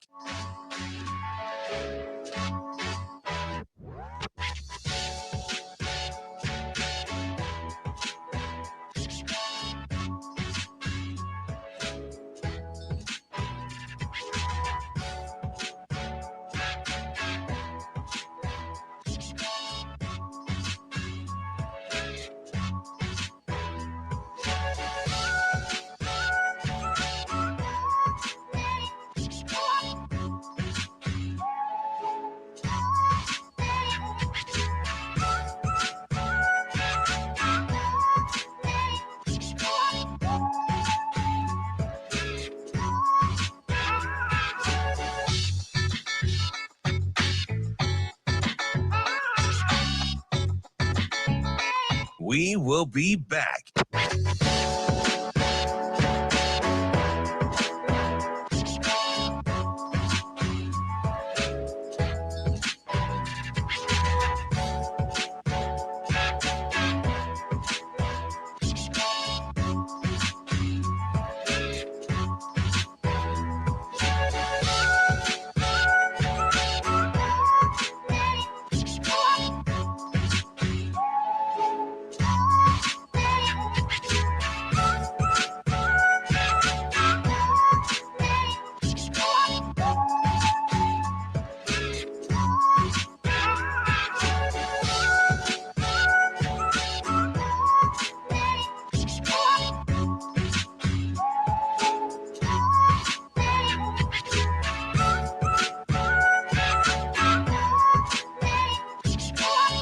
We will be back.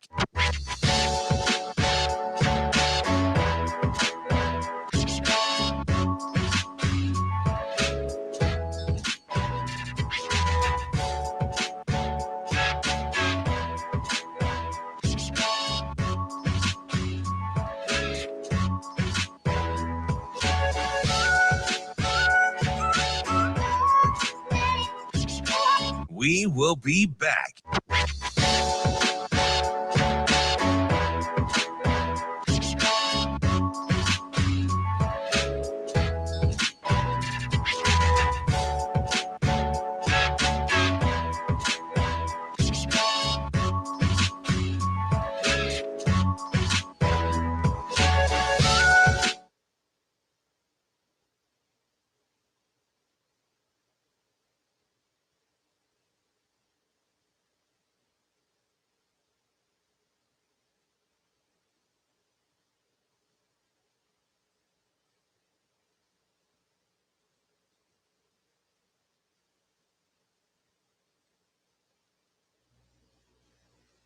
Had a good week.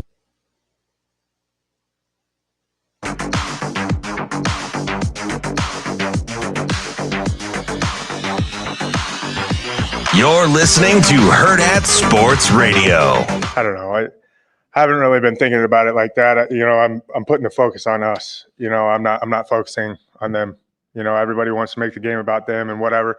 It's about us. It's about what we're going to do and how we're going to get better from week 1 to week 2. Halfway through the show here on Hurrdat Sports Radio, AM 590, ESPN Omaha, ESPN Tri-Cities. That's DB. I'm Ravi Lulla here on the Pillar Exterior stage. If you want to get better from week 1, you got to join us for our next live breakfast coming up September 20th for the Illinois game. Make sure you get to eventbrite.com to reserve your seat. Just search Hurrdat Sports Radio, and you can be a part of that sandwich that DB can't stop thinking about. It's pretty good. I mean, you've been talking about it for like 3 days, so I think it must have been. So 2 things I can no longer talk about, according to my friend Degenerate Aaron. What's that? I can't talk about Rob Dvorak anymore, and I can't talk about the breakfast sandwich. You do whatever you want. Degenerate Aaron doesn't run the show. Apparently, everybody's over my love affair with Rob Dvorak. No, I like it. It's just you give me such a hard time about my well, you're not nice man crush on Matt Rule that it's. Well, you definitely have that. I admit it. You got an equal size man crush on our guy Rob Dvorak. Just fine. Make sure you come hang out with us September 20th. That's just a couple weeks from now for the Illinois game. Brought to you by EP Foundation Repair. Joining us now is Kevin Sjuts from 1011 News in Lincoln. Kevin, how are you this morning? Good morning. For starters, I will let you guys know I am not on my wife, nor am I near her. Poor BC, man. He will not let that down anytime soon. I wonder, if I just could have done like a dash cam, I wonder, what was going through her mind. And then he all of a sudden cuts out. So we're like, she either offed him or hung up the phone. Yeah. BC, you with us? That's what made it so good is that she was there. I know that's Freudian slip, and she's in his presence. That is just too good. Poor B. Wait, Kev, I got to start with. Let's stay right in your wheelhouse. No wife intended, pun intended. But was not very competitive across volleyball last night. You had to be as surprised as anybody that included Nebraska SMU. It was dirty floors, sweeps galore last night in volleyball. Yeah, that man, no one saw that coming, right? And I guess we're just so prone to Nebraska avoiding the clunker. You know, when they lose, they're typically losing a Wisconsin game, maybe a Stanford, or another highly rated, Big Ten opponent. But going and losing a non-con game to an unranked team, it just doesn't happen very often. And when it does, it kind of shakes you at your core, like, whoa. But I will say the playing field in volleyball, it has leveled tremendously over the last 5 years, because it's not just Nebraska, guy. Like, I'm glad you mentioned, DB. Like, look at this past weekend. The top teams, they're going to lose. Yeah, Minnesota got busy, and I get it. Penn State is top 10, but they got the brooms out on Louisville. Like, Wisconsin hasn't won yet. Yeah, I know their schedule's brutal, but schedule still, is they haven't gotten one? A nightmare. Oh, I know. I get it. Does it lean back the other way at some point in time? Because right now volleyball is on such a surge. So you want these showcase events, and you want the top teams playing the top teams, and these, number 3 versus number 5, number 2 versus number 8. Like, it's all good. It's getting eyeballs. It's generating a lot of interest at the beginning of the season. But, if the non-con opponents are going to sneak up and get the ranked opponents, at some point you're going to need some wins. So I'm wondering if, like, in a couple of years, big schools, perennial powers in volleyball, if they're maybe going to get a little bit gun shy on matching up with all these other big dogs early in this, you might need wins to help build the resume. I get it. We probably would agree that it starts on the back line for Nebraska, but is it serving or passing? Yes, it's both. Yes. It's real, because, talk to Cook, talk to any volleyball coach. They say it starts with serving and passing. You got to be able to do both. And there's a reason why, their version, the volleyball version of a walkthrough day of the game, that's all they do. They serve and they pass. And it's more shocking to me, Nebraska's issues passing the volleyball early on in the season. It's more concerning to me the serving errors. To do it one game, yeah, sometimes there's so many factors with serving too. It could be the arena, it could be the ball, it could be, just the general, it's kind of contagious too.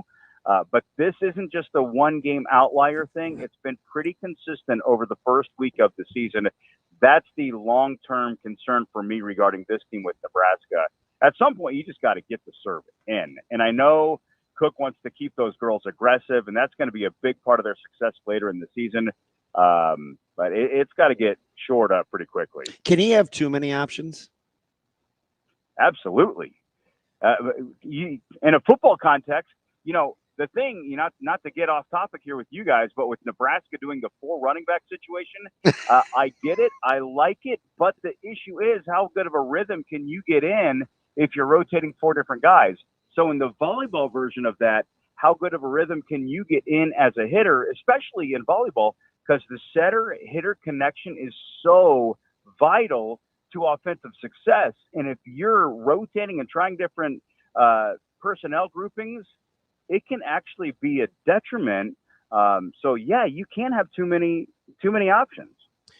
Well, we're sitting next to a guy who might know something about 4-man running back rotations. How hard is it to get into a rhythm when you're doing something like that? Well, the cool thing, though, you guys, Kevin, and I think you'd agree with this, Nebraska's kind of aware of the different running styles. Yeah. So you can see how they use Like each of them, right? Like, yeah. You think they can settle into a situational rotation? Yeah, they could. I mean, that's a very NFL thing, right? Yeah, it is. Well, how many times we hear him talk in the fall camp? Hey, we're trying to play NFL style football. That's a good call, Kevin. It is. And that's exactly what, the league is now. You don't have a guy that's, running the ball 35 times and he's just your workhorse. No, it's all about like, well, this guy's going to be a great 3rd and 5 guy because we can either run him, we can jet sweep him, or we can just have him do an intermediate route and he can catch the football. And I think Nebraska's personnel, if you look at Dowdell and you look at Irvin and you look at Ramir and you look at Emmett, they all bring a little bit something different. So when I watched Nebraska successfully operate the 4 running back situation on Saturday, my mind went toward, that's kind of like a team in the league right now in the way that they approach offensive football.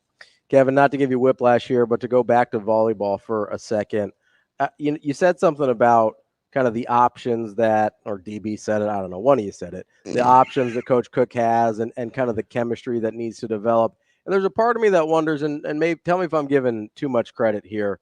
Like, I wonder if Coach Cook is maybe playing a little bit of chess while we're thinking checkers here, and he wants to see how his players perform in less than ideal circumstances to try and get them ready. Because let's be honest, the regular season, I don't want to say it's meaningless for Nebraska volleyball, but unless they get it done at the end, we really don't care if they go 35-0 or whatever, right? I mean, is there any part of you that thinks he might be trying to play a little bit of a longer game with a team that has the experience from last year? I would like to say yes, but I think it's no. I think he's really just trying to figure out what is the right combination and how do you keep everybody happy. We talked about that in the preseason, and, he could just roll out last year's team, essentially, and that would be easy. But when you bring in a Taylor Landfair, you can't bring in the 2022 Big Ten Player of the Year and keep her on the bench. She's too talented.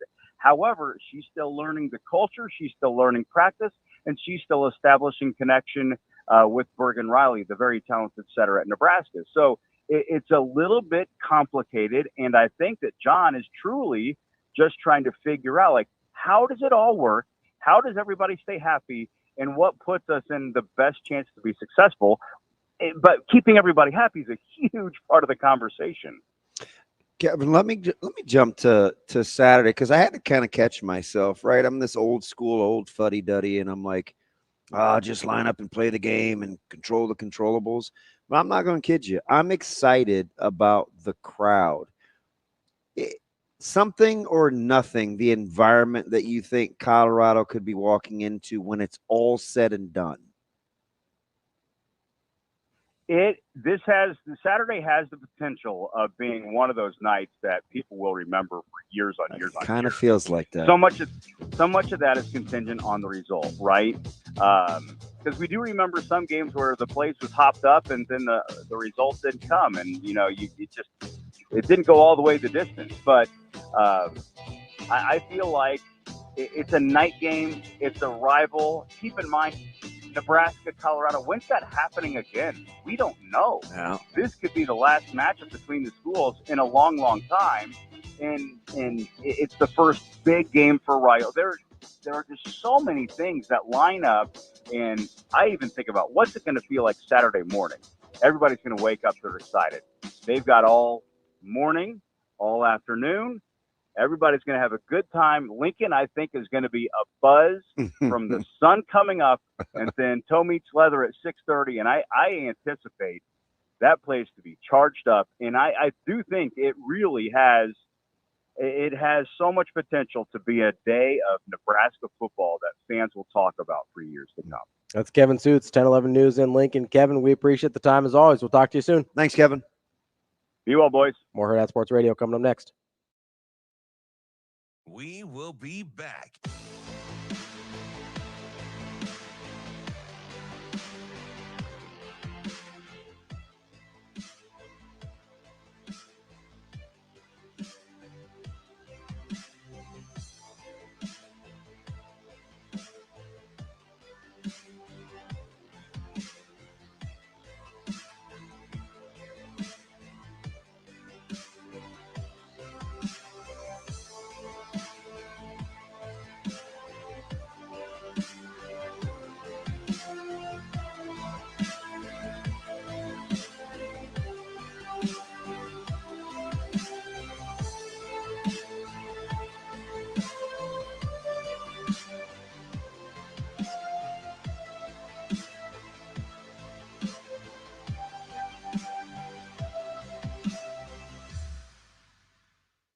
will be back.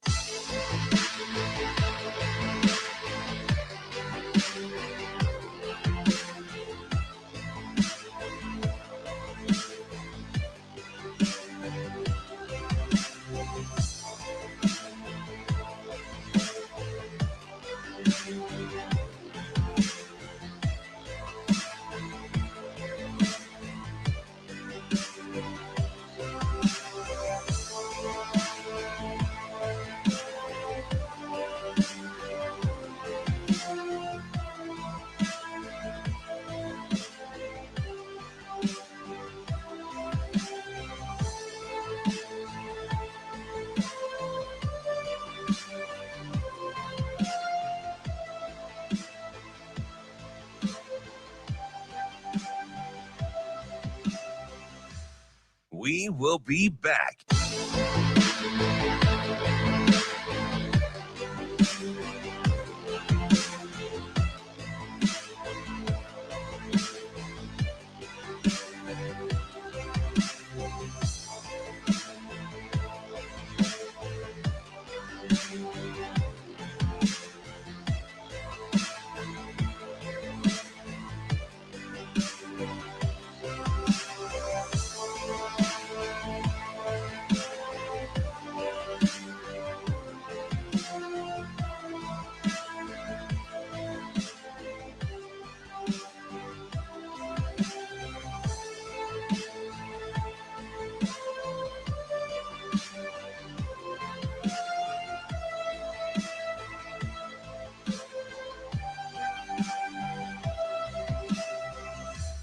We will be back.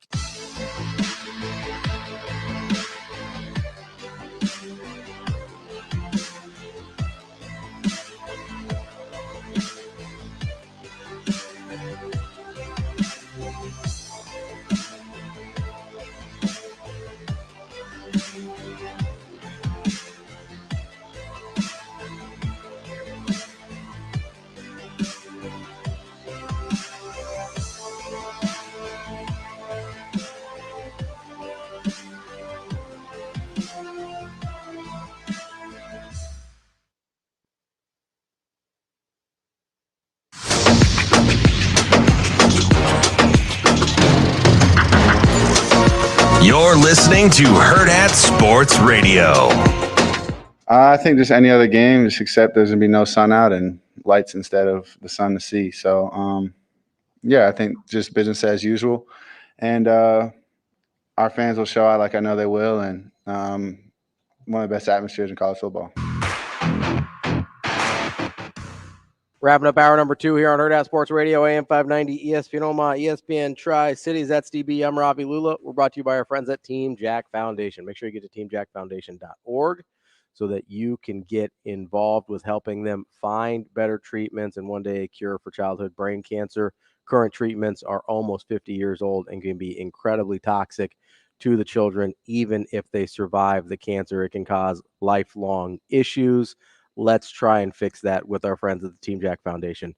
Go to their page, teamjackfoundation.org. You can donate. You can get involved. You can volunteer, see what events are coming up. Teamjackfoundation.org is where you can do all of that. DB. What? Hey, what's up? Hi. You doing all right? No. No? Mm-mm. You a little stressed? Yep. About what? I'm ready for a game. Yeah, you said something last week that I was a little surprised by. Uh-oh.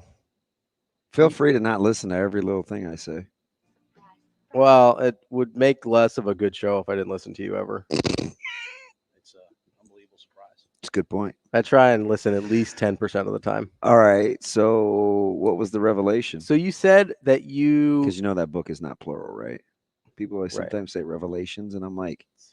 Also not literal, but that's a different discussion for a different day. But it makes plural... You can have multiple revelations, but the book of Revelation is singular. What do you know about plurality? It's both right ways. E pluribus unum. Unum. Uruguay. Uruguay. No, you said... I'm going to pin your lips together one day. Think that would hurt? I don't think feel good. you ever do that thing when you were a kid with like the clothespins and you'd like Yeah. put it on your ear, your nose? You're like, Actually, my sister would do that to me. you? Yes. Yeah. She was tougher than me at one point. My sister convinced my brother at one point because we were big into Star Wars when we were kids. She convinced him that I'm totally shocked. I'm still into Star Wars. I love Star Wars. Yeah, you have some four equal sides and 90-degree angles. It's all right. What are you talking? I'm just talking geometry. It's hip to be square. That's what they say. Ravi Lewis and not the news. She convinced him that if you put a clothespin on his nose, he'd sound like Darth Vader, and so he did, and then it hurt a lot, and then he cried. It was funny. Oh no! Is he a crier? I mean, he was a kid. He was young. We were all young. No. And then he told my mom on her. I never remember being much of a crier. I mean, you cry all the time. Oh, metaphorically, sorry. This dude. What I say? Wow.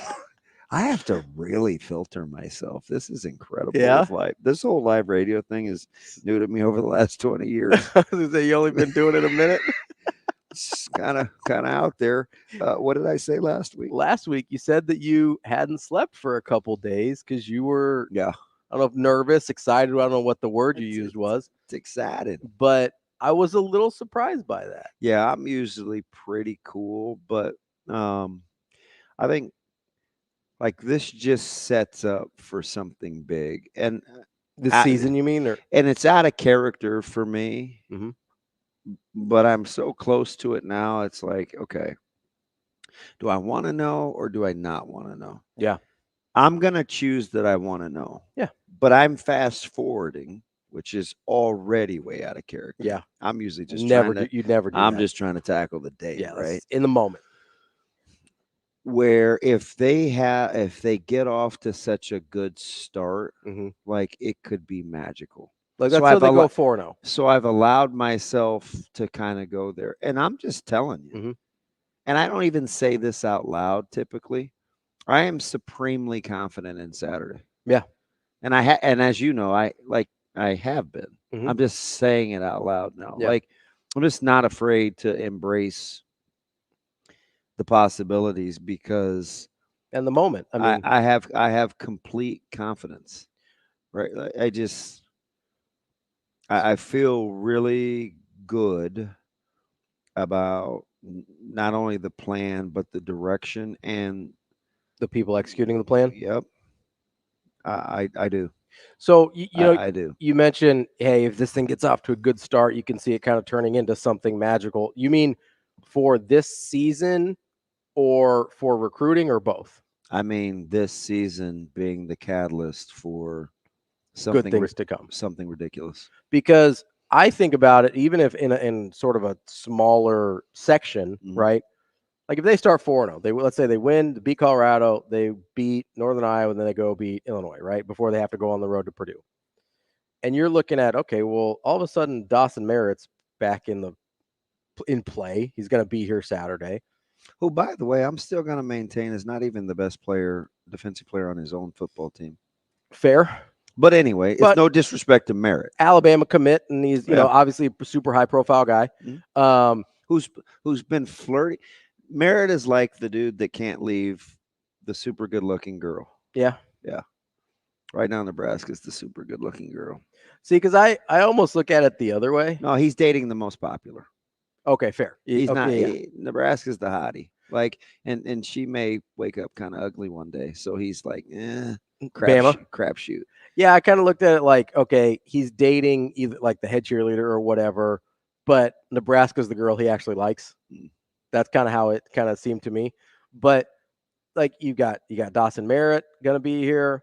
We've talked how, you know, if a hot start puts David Sanders back in play. You got good quarterbacks visiting. You got Michael Terry. He's not visiting this week, to my knowledge, but he's still in play. You know, we've talked a couple times about with Tim Verghese, I think about if they get him back on campus at some point, then all bets are off with that recruitment against them in Texas. You know what's funny? What's that? I'm not even thinking recruiting.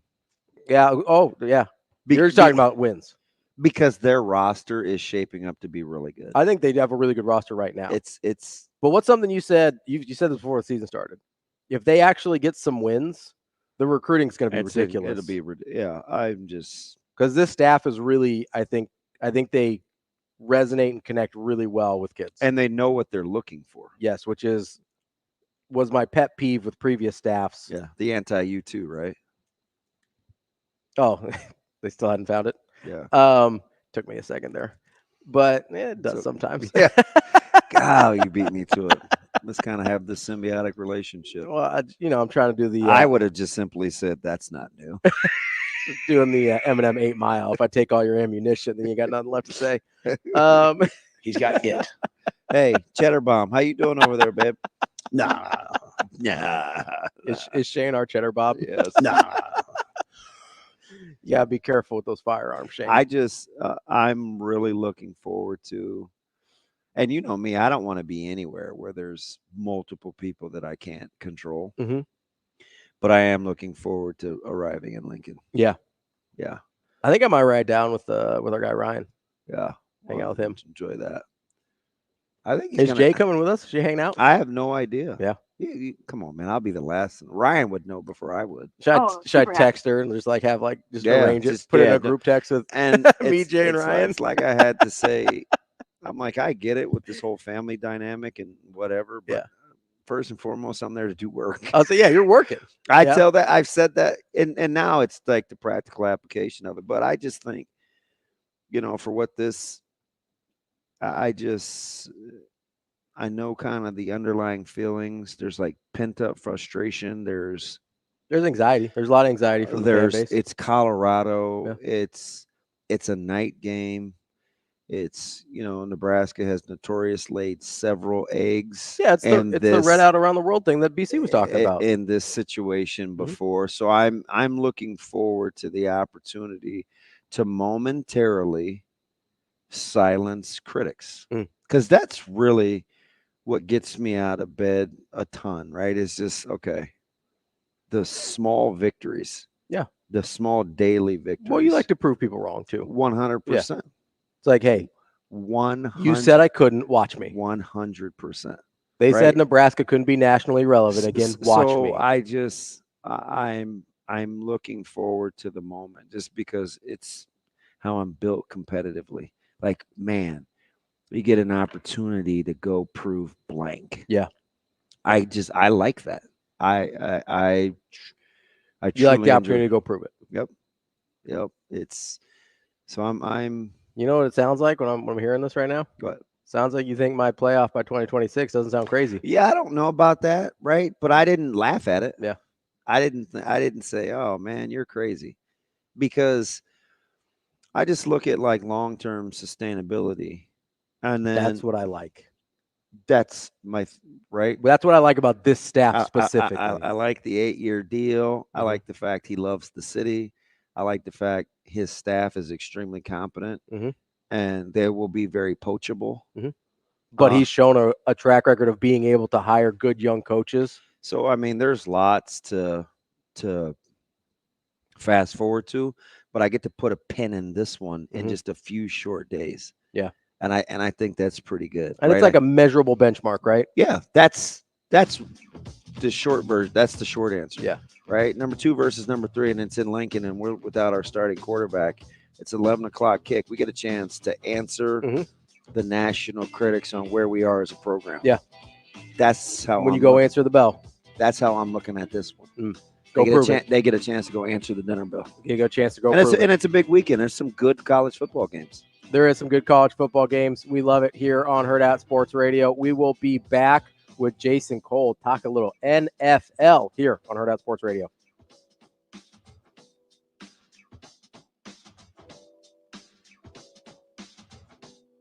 We will be back.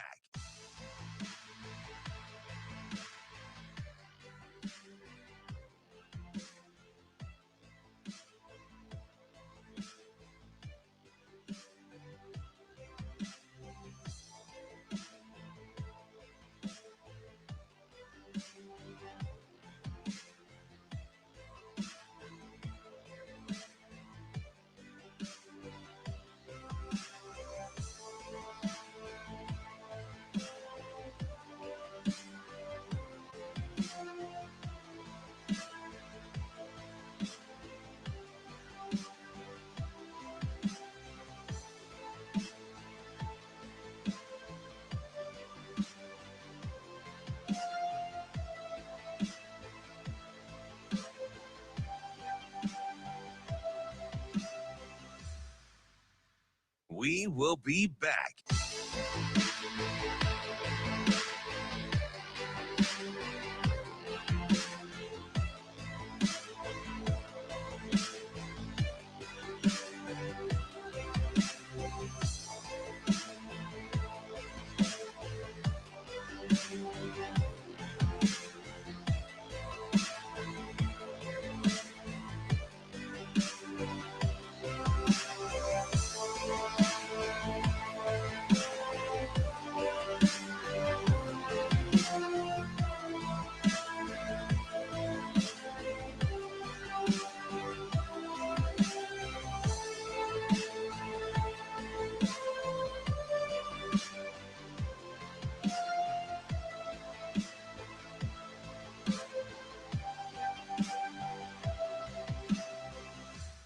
We will be back.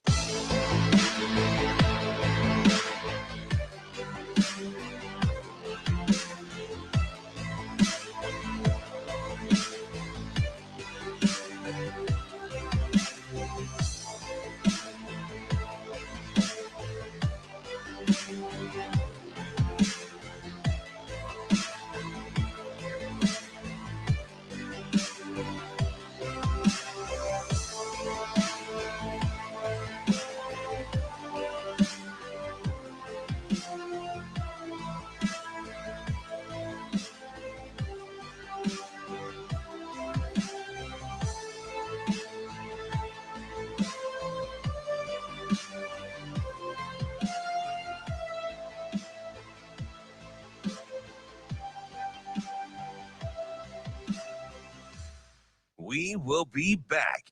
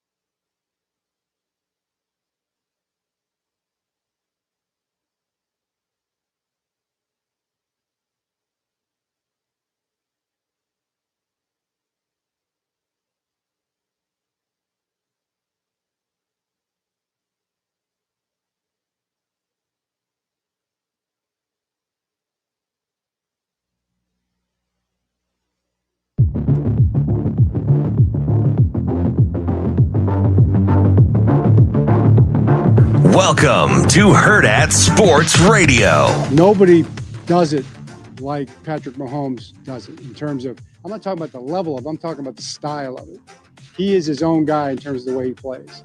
How quick the ball comes out on the get it outs, and how long he'll take, as long as necessary, to try to find a completion or a scramble run on the ones that aren't out fast. So that's his skill. He's great at it. For the challenge of playing the Ravens, good football team. We know that. Had a good week of practice. Guys ready to go. Kicking off hour number 3 here on Hurrdat Sports Radio, AM 590, ESPN Omaha, ESPN Tri-Cities, KFOR in Lincoln. We all know that Nebraska is a football state, but Omaha is also a soccer city, and it's time for you to join the party at Werner Park. Make sure you experience the electrifying atmosphere of Union Omaha, and you can do that this Saturday, September 7th, by going to unionomaha.com and getting tickets for their match. Not only can you get tickets, but the first 1,200 fans through the gates will also receive a Steven Dos Santos bobblehead doll, courtesy of Nebraska State Soccer. All of that at unionomaha.com. Joining us now is Jason Cole. He covers the NFL. He's an author, and he also is part of 33rd Team. Jason, how are you? I am doing fantastic, guys. How are you guys doing? Good. Hey, Jason, I always hate to, it's not wasting your expertise, but I feel like we always talk about quarterbacks and it's a quarterback-driven league. But when you look at how you think this season is going to shape up, will it be more about the coaches, i.e. on the hot seat due to their quarterbacks, or the actual quarterbacks? I actually think it's going to be determined by the play of the Gunners on punt coverage. Yeah, let's talk Gunners, Jason. Let's talk Gunners. The best Gunners in the NFL. Who are your Pro Bowl Gunners? Like, I always come back to Jack Elway, John Elway's father, who was a very good coach. Stanford, San Jose State, a few other stops in his career. Always used to look at his son and go, "Look, son, coaches are important, but it's 80% about the player and it's 20% about the coach." Mm. And I think that ratio is about the same. And that's why I always laugh when people say, "Oh, who's more important, Brady or Belichick?" Who's throwing the ball? Right? So who's actually taking a hit? Who's actually reading the defense? Yeah, and again, I love Bill Belichick. He's one of, arguably one of the 2 or 3 greatest to ever do what he did. Andy Reid's up there in the top 5, depending on how you want to look at it, right? Like, these guys are great coaches. John Harbaugh, Jim Harbaugh, these guys know how to run organizations. The players have to make plays, and they're the ones who take the hits. They have to throw the ball. They have to make the tackles. They have, they're the ones who have to run around, and they're the ones who have to make the split-second decisions. Okay. They don't have a play clock where, okay, we got to get the play in, between, 25 and 18, we want to get the play into the guy. Okay, I got a 7-second gap. I can think of something, right? Especially if I'm an expert at this. The other guy's got 0.7 seconds to decide, am I going to throw the ball or I'm going to have a defensive end hit me so hard that my teeth are going to rattle in my skull. Like, there's a big difference between those two things. And so it's the players, it's the quarterbacks, it's those guys. That's how I view it. So if I'm Nick Sirianni, I am cheering for one of the best seasons ever, a bounce back from Jalen Hurts, right? Because that's just one example of how those are uniquely connected. I won't even get into McCarthy and Dak, but let's just start there in that division with Jalen Hurts, right? Do you expect, for Sirianni's sake, a bounce back year from Jalen Hurts? Well, those guys even get along. So that's kind of where the emphasis of the question came from. Well, I agree with that. There are particular cases that have a different set of circumstances that are going on at that particular time. And with the Sirianni, Jalen Hurts situation, I'm hoping that Sirianni sees for himself mostly, but for all included, that it's best for him to get on page with his quarterback, particularly as his quarterback is going through his 3rd coordinator in 3 years, right? Yeah. And that's always a problem. And I know that somebody made a big deal a couple of weeks ago or a week ago about when Jalen Hurts said, well, I'm learning more about protections this year because Jason Kelsey used to be there and he used to call the protections. And people were like, oh my God, he didn't learn protections. And it's like, no, because they run a very specialized kind of offense and he was required to do other things. He runs more than most quarterbacks. And you had Jason Kelsey, who's a genius. Right. At what he does up there. You're going to let the genius guy call the protection until you have to have the quarterback do it. And it's not that Jalen Hurts can't do it, because he's the son of a coach. And he's also, if you've examined his career, a guy who is able to adapt his game. I mean, we know what Jalen Hurts was at Alabama, then what was he at Oklahoma?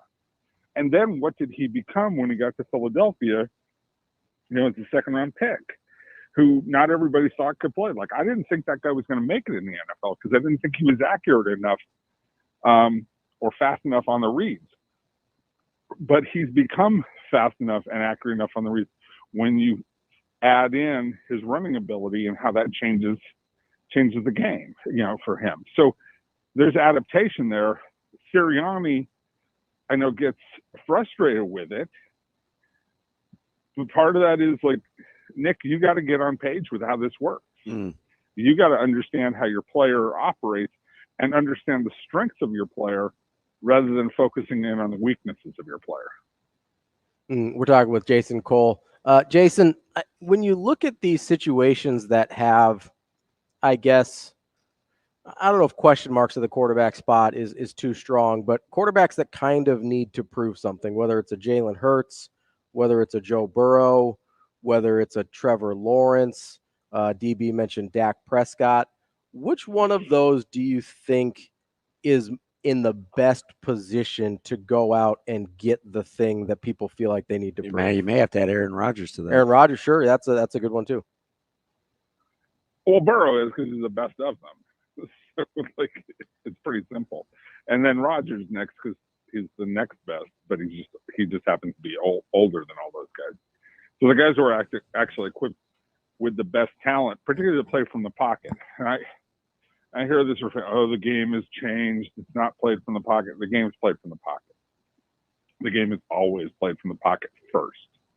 And the running ability just is designed to make it easier to play from the pocket. That was always my point about Russell Wilson. Russell Wilson was best when he could move around, and everybody say, his numbers from the pocket are better. That's because everybody has to account for the fact that he can run around, and so you can't just collapse the pocket on him. But you have to play from the pocket, and this is going to sound weird, but that's the geometry of the game. If you look at football and you break it down into a 120-yard map, 100 yards, and then the 10 yards at each end for the end zone, it's a big parallelogram that, you draw shapes and figures and, vectors and all these other things that I learned when I was in high school geometry and trigonometry. But that really actually does apply, right? And the talent of your quarterback to be able to play from the middle of the field allows you to attack every inch of the field. The closer you are to the middle of it, the easier it is to go either to the left or to the right. And when you play outside of the pocket, you make the field smaller, depending on just which side of the field you want to make it. And people just, they got to grasp that part of it. And I know it sounds weird and a little bit too, geeky intellectual, but that's kind of what it is, right? So you play from the pocket first, and then you move outside if you have the talent to move outside, rather than play from outside in. And so guys like Burrow and Rodgers are best when they're in the pocket, and then the other guys need to play within the pocket. That's one of the things that's made Lamar Jackson, frankly, a better player today than he was, say, even in his second year. The electric stats that he had in his second year are amazing. But he was flawed critically as a quarterback, and we saw that show up in the playoffs that year, whereas he's gotten better, and by all rights, they should have won the AFC Championship game if they don't fumble and don't make a couple of other mistakes. They should have beat Kansas City in that game, gone on, probably would have won the Super Bowl, right? That's how close they are with Lamar Jackson, because he's become better playing within the pocket. So if you're going to be the two-time MVP tomorrow, do you like the fact that he can't answer really any critics until he gets to the playoffs, right? The regular season, he's always good there. So, do you like the position that they're in tomorrow if he takes that emotional stance? Yeah, I think they're fine tomorrow regardless. I mean,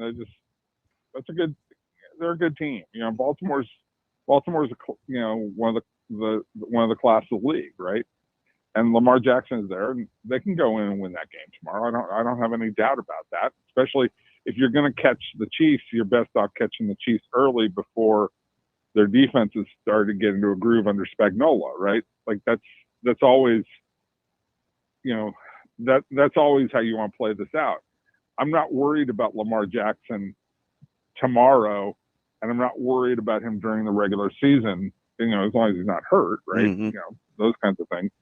But I worry about, okay, is he going to be ready for the 3 or 4 critical plays that you have to make in a game? And is Baltimore going to put him in a position where he doesn't have to make, instead of, 3 or 4, do they put him in a position where he has to make 5 or 6 or 7?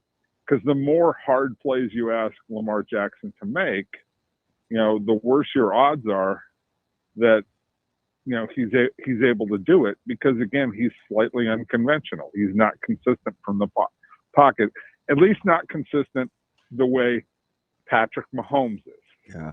Patrick Mahomes is great in the pocket. Like the quote you were playing coming in from Harbaugh, Mahomes has all sorts of ways to manipulate the pocket to either get rid of the ball fast, by reading the defense, before he gets to the line, or adjusting, with a couple of small slide steps or whatever he wants to do within the pocket after the play has started, or just take off and run and go get 10, 15 yards if he really needs to.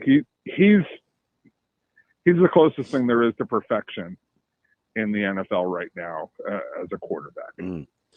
Jason, I'm not going to ask about quarterbacks because DB gets mad every time I ask about quarterbacks, but I do want to ask you it's a little harsh about some possible regression candidates as teams. I'm a 49ers fan. I do think they are possibly in a position to regress a little bit from the last couple years, but I'm also looking at teams like Dallas, maybe Philly. I even look at a Houston a little bit as their schedule gets significantly more difficult. You look at any of those teams as teams you're worried about regressing, or is there another one that I didn't mention that you're like, I don't know if they're going to be able to replicate what we saw last year? It's funny because I live in the Bay Area right now, so I hear 49er talk when I'm walking around. So I was in a grocery store the other day.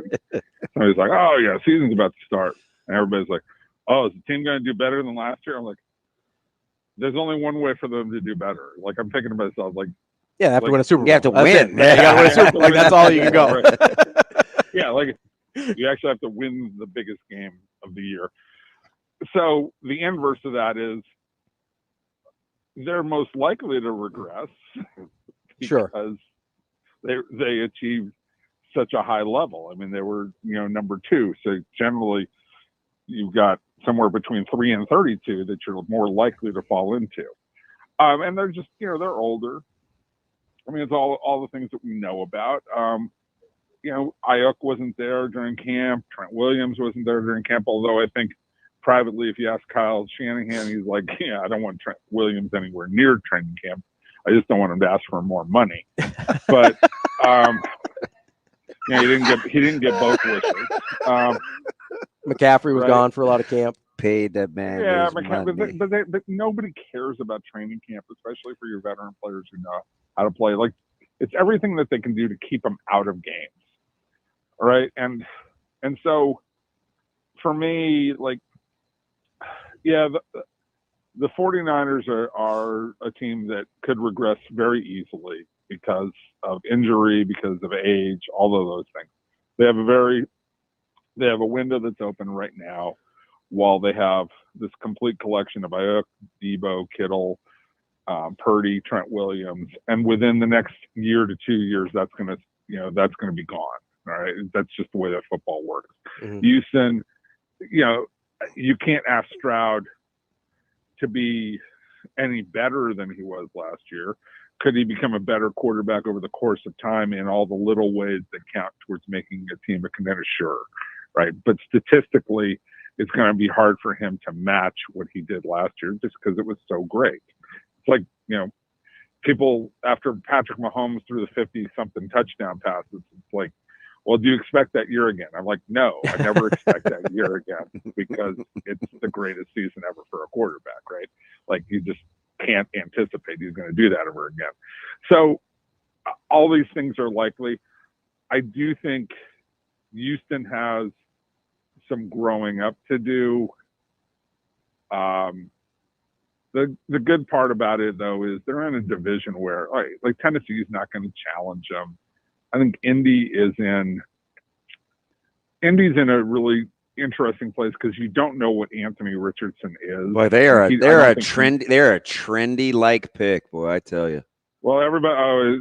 That's a fantasy football thing because Anthony Richardson's going to be the next Jalen Hurts and do this, and it's like, you know that Anthony Richardson has never played like a full season except for one time in his life, and I'm talking about dating back to high school. Yep. And because he went to the same high school that my kids went to. I mean, he's after them, but like that kid was hurt in high school all the time.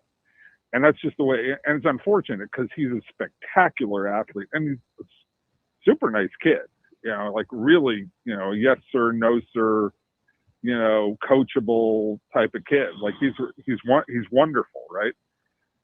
But, you know, he just gets hurt. It's like, you can't fix that. Like, you got to be on the field and in order to get better, and you got to have consistent coaching in order to get better. So I hear that, but I'm like, I have no idea what this kid is going to be.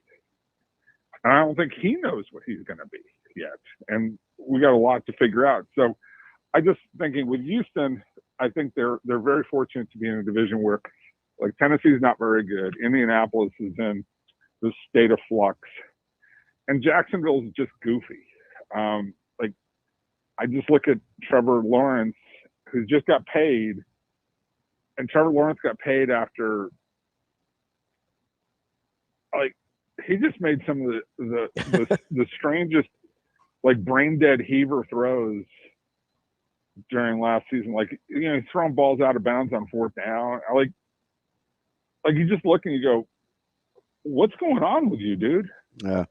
And he was supposed to be like the next Joe Namath or the next, you know, Dan Marino. He was supposed to be, you know, Peyton Manning because he was the number 1 overall pick. Everybody thought that. And he's not that yet. I'm not saying he can't get there because I do think he cares and I think he's diligent, but he's not there. There's no question about it. Jason, relative to the division, who benefits more from the 4th place schedule? The Chargers or the Bears?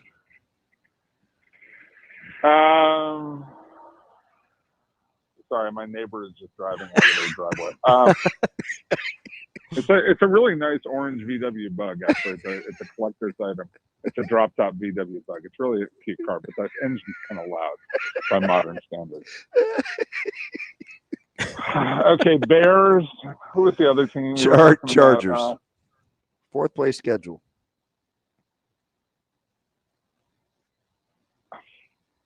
See, here's my problem. This is not like the old. People go, oh, the schedule's so much easier, and it's like, you know, teams change a lot. And I haven't looked at the Bears' entire schedule, but I think that the Chargers probably benefit the most. Yeah, the Bears go Titans, at the Texans, at the Colts. They get the Rams, then the Panthers. It doesn't seem, outside of the Panthers, doesn't seem very user-friendly. No, it doesn't. And what's the out of division schedule for the Chargers? I don't have that at the tip of my fingers. Like, I mean, out of conference, which NFC division are they playing? Oh, so the Chargers have. Let me go to it because I looked at them earlier and I was like, I don't know, because they do get to play the Raiders twice, and outside of Minshew warming up to Creed, I'm not motivated. It's like NFC South. They get the South. They get the NFC South, which is kind of a gift. Oh yeah, the Chargers. That's a gimme, baby. All day long, baby. All day long. Okay. That's right. That's Adrian Peterson kind of stuff all day. So you really like that's McConkey, that's Everett, that's Josh Palmer. There's one thing that is immutable in this world. Jim Harbaugh will make your team tougher. Yeah, that's a good point. He will make your team play to its max. I'm a Stanford grad, and I'm forever grateful to Jim Harbaugh for what he was able to accomplish, because I never thought it would ever happen at Stanford. I thought we would always have to play like Bill Walsh, pretty boy football, where you throw the ball around, you play your little West Coast offense, and let's try and turn a 5-yard pass into 15 and all that kind of crap, right?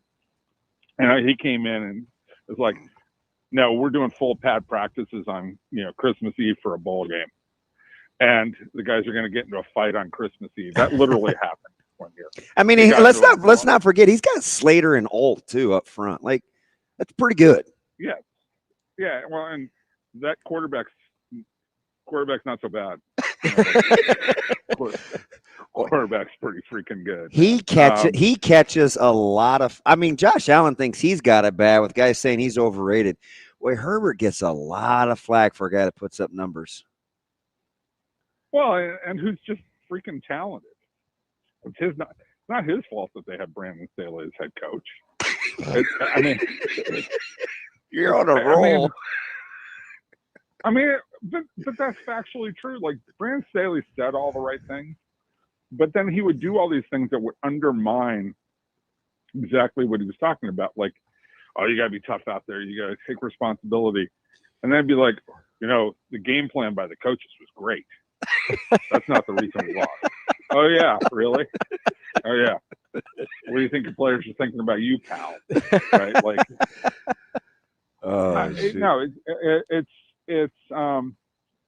Jim Harbaugh preaches and teaches toughness.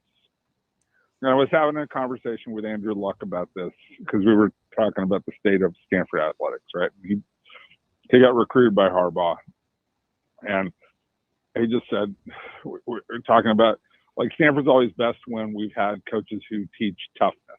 And it doesn't matter what the sport is. It could be Tara Vanderveer or Mike Montgomery in men's and women's basketball. But Jim Harbaugh set a standard that we never thought would exist there. And it has been the same standard wherever he's coached, whether that was San Diego, University of San Diego, whether that was Stanford, whether it was the 49ers, where he turned a team that was really mediocre to bad into an incredibly tough team, to Michigan, who, it took them a while to win a national championship, but they played big boy football. The Chargers are going to play big boy football. They're going to play tough-minded football.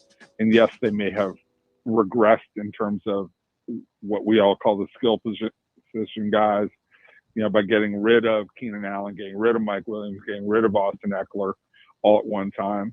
But what they will gain from in philosophy and the way you run your team will make up for a lot of that. Yeah, you got to have talented guys. Okay, I get it.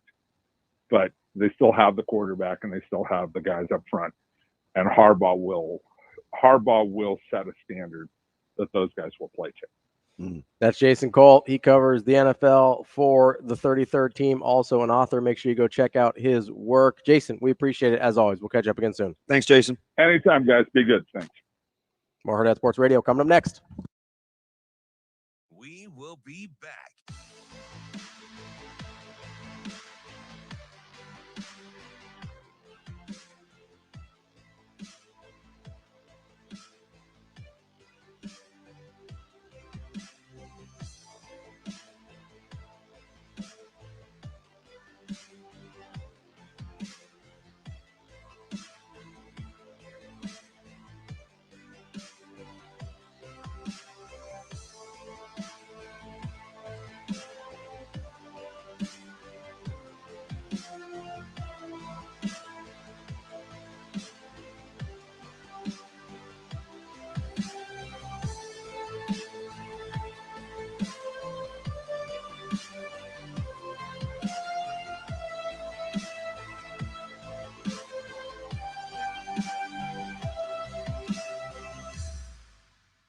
We will be back.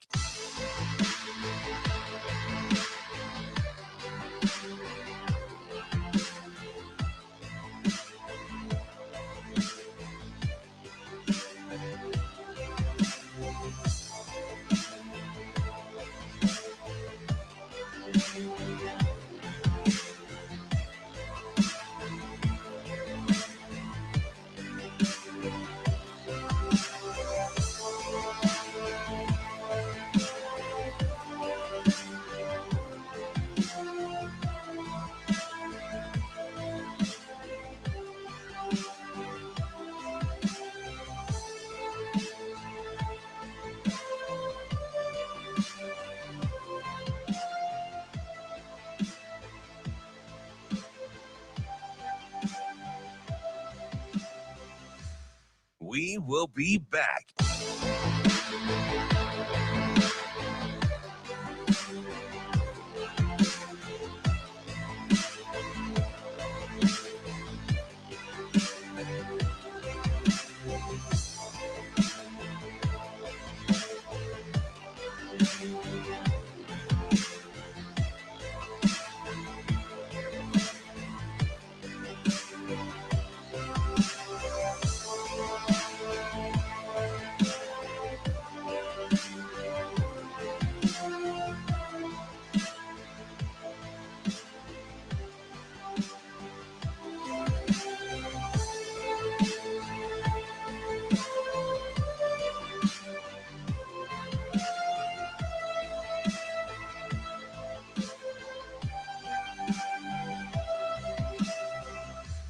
We will be back.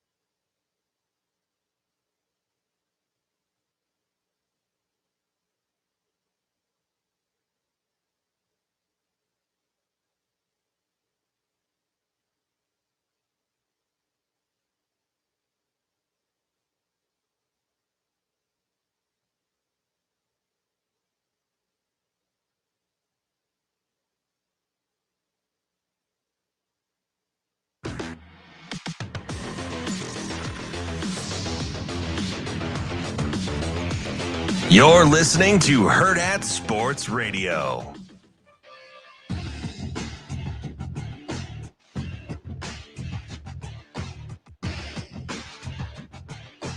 Welcome back to Hurrdat Sports Radio, AM 590, ESPN Omaha, ESPN Tri-Cities. We're live on Twitter, Facebook, YouTube. That's DB. I'm Ravi Lulla here on the Pillar Exterior stage. And don't forget, 9 o'clock hour, we're on KFOR in Lincoln as well. That's one way you could say it.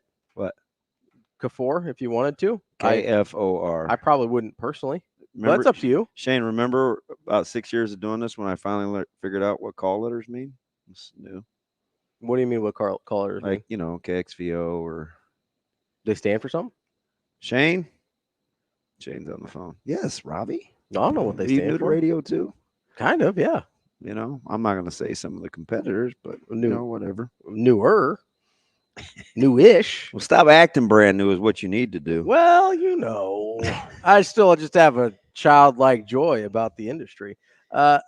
It's time for Bet On It, brought to you by Warhorse Sportsbook. I'm going to bet you're a ding-dong. Think I would lose that? I don't know what kind of line you're going to get on that. You're probably not getting plus money, if I had to guess.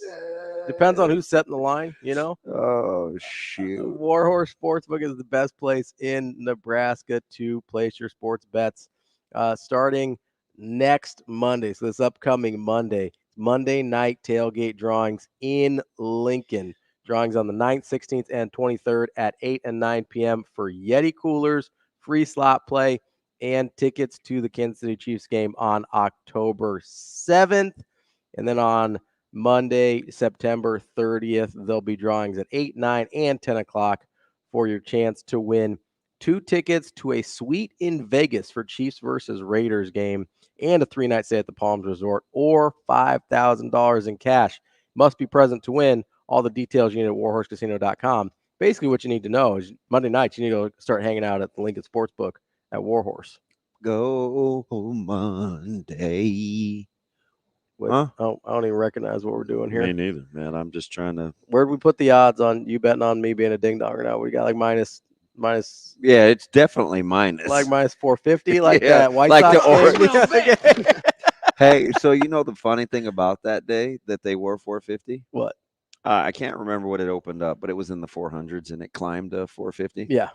And because it feels like free money to bet against the White Sox right now. But quiet as kept, it was 2-0 early. Yeah. And I was like, this was early 2000. So I still have a friend. It's Funny Randy. And that's what Caleb used to call him because he would always kind of tell jokes. So we just called him Funny Randy. But anyway, he would always have these hypotheses. He'd say, I wonder in baseball, if you just bet against the biggest fave every day, like plus money, take all the plus money, would you win more than you would lose? That's an interesting question. Is the first thing I thought of when I saw, I'm like, I've seen I remember like some 390s. Yeah. I don't think I've ever seen Garrett one over Cole 400. has been in the 300. I don't remember ever seeing anything 450. That's an enormous number on a money line. And when it got to be 2-0, I was like, "Oh, this would be so hilarious." It'd be a little funny. Because it's a that's a ridiculous bet. Like, don't 4-1. And I get you. Listen, I get it. Well, if they win, yeah. Why assume the risk though? Yeah, I mean, there's just very little reward in that. Yeah, I mean, only a quarter of what you're putting down is the reward there. That's how the money lines work. But You're an awful person. That seems aggressive. Ravi's an awful person. Minus 180. Lay it. I think awful person. I'm closer to even odds. I don't want to say I'm plus money on being an awful person. But are you out there with your bougie friends at like V-Merts, or are you just depends? You kicking it with us common folk? Depends on who you ask. Those common folk, man, you're a little much. My guy Matt Brown at V-Merts, I'm definitely plus money on being an awful person. How many bottles of wine did you get in the other night? Bottles? I don't know. So he was very kind to me on my birthday. That's where I was talking about, like the shrimp toast. And Yeah. Oh, I remember the menu. That's scallops. It's death row type. And the last meal menus. and the steak with that brandy peppercorn sauce just haunts my dreams. It's so good. Not a big steak and sauce. I'm guy. not either. I don't put sauce on steak, but that thing is so good. Yeah.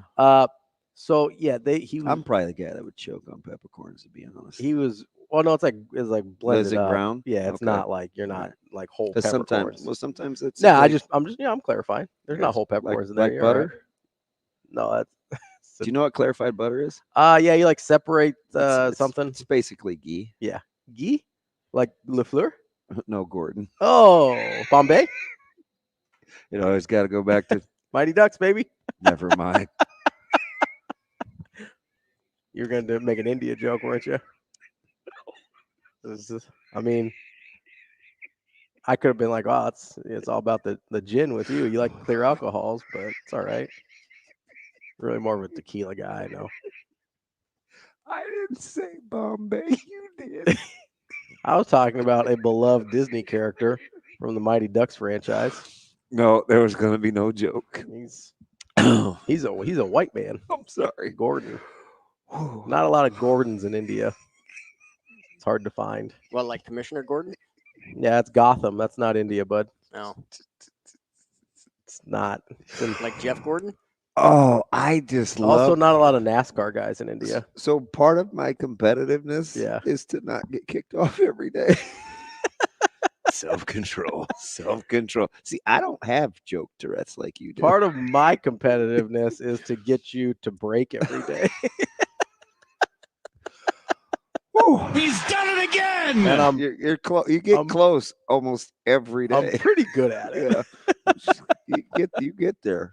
Let's get to JB. He wants to talk about Nebraska and CU. What's going on, JB? I don't know that I'm going to like this phone call by the tagline that Shane put on there, but I'm going to give you a shot. Reverse the trend. What's up? JB, what's up, buddy? JB? Yeah. What's up? Hey, guys. Sorry. So, in 2001, Colorado came to Nebraska. We were out there, and they basically put their boot right in the middle of Nebraska's chest and went all King Leonidas on the program. They told us, this is Sparta. They kicked the program as we know it into the pit. Yeah. And, I mean, the program hasn't been the same since that game, really. I mean, that was the first time a team had done something like that to Nebraska. And I think this game's a real good opportunity for the Huskers to, climb out of that pit and reclaim their spot in college football. It's not the best team they're going to play all season. It's not the most important game, but there's a lot of momentum and pride involved with it. And what better game to just go out there and put it on somebody? God, I kind of like that. I appreciate the call. How fitting would it be? That is a better call than I was expecting from the tagline. Sparta! God, that's a great line. Yeah. Give them nothing, but take from them everything. Spartans! He's a little more aggressive than I like my kind of medieval war. No, I like Matt. You think Maximus is soft? That's my guy. My guy's Maximus. He's a little more patient than I would have been. He's a little more low key. I'm not waiting for the old thumbs up, thumbs down when he was husband to a murdered wife, father to a murdered son, and I will have my vengeance in this life or the next. He's a general of the Felix Legions. I may have just snapped right then and there. Loyal servant to the true Emperor He Marcus was like, Aurelius. gods. Yeah. I kind of like that. He was when he led the charge on the horses there in the beginning, he was a little bit high strung there. Yeah. No, he was chill. He's like, my man's got to get his dirt smell game he's right. like, if you find yourself in a field, you're already in Elysia and you're already dead. And they're like, and they're like, oh, that's fine.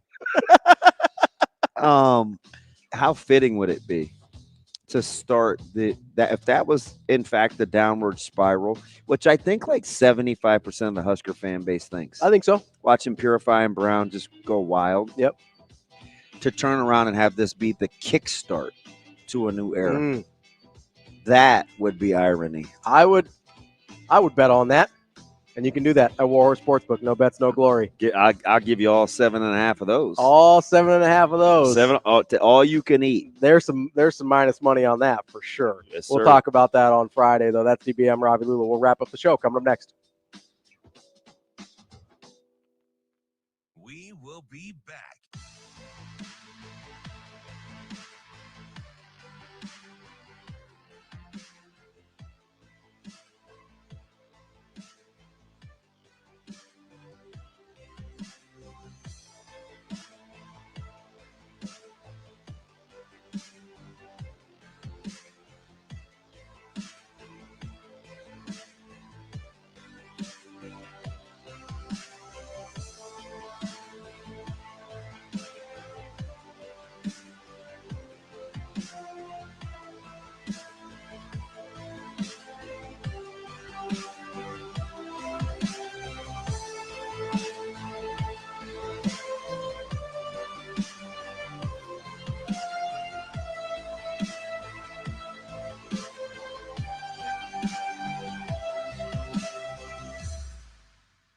We will be back.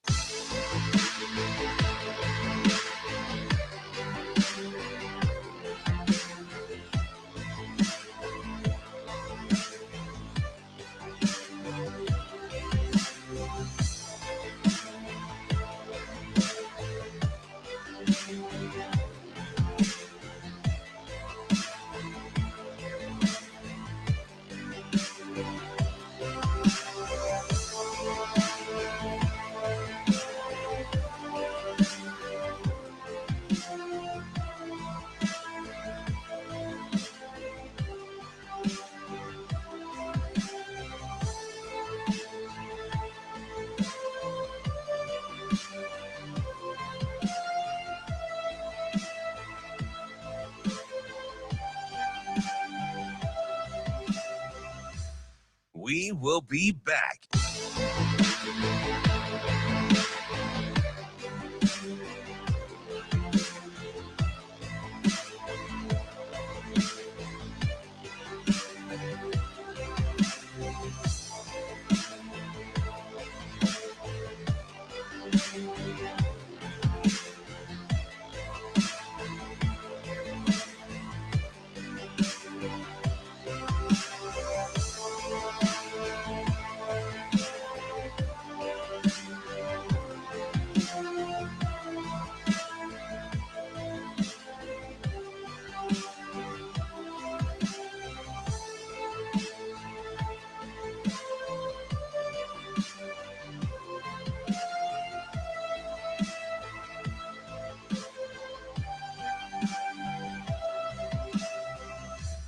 We will be back.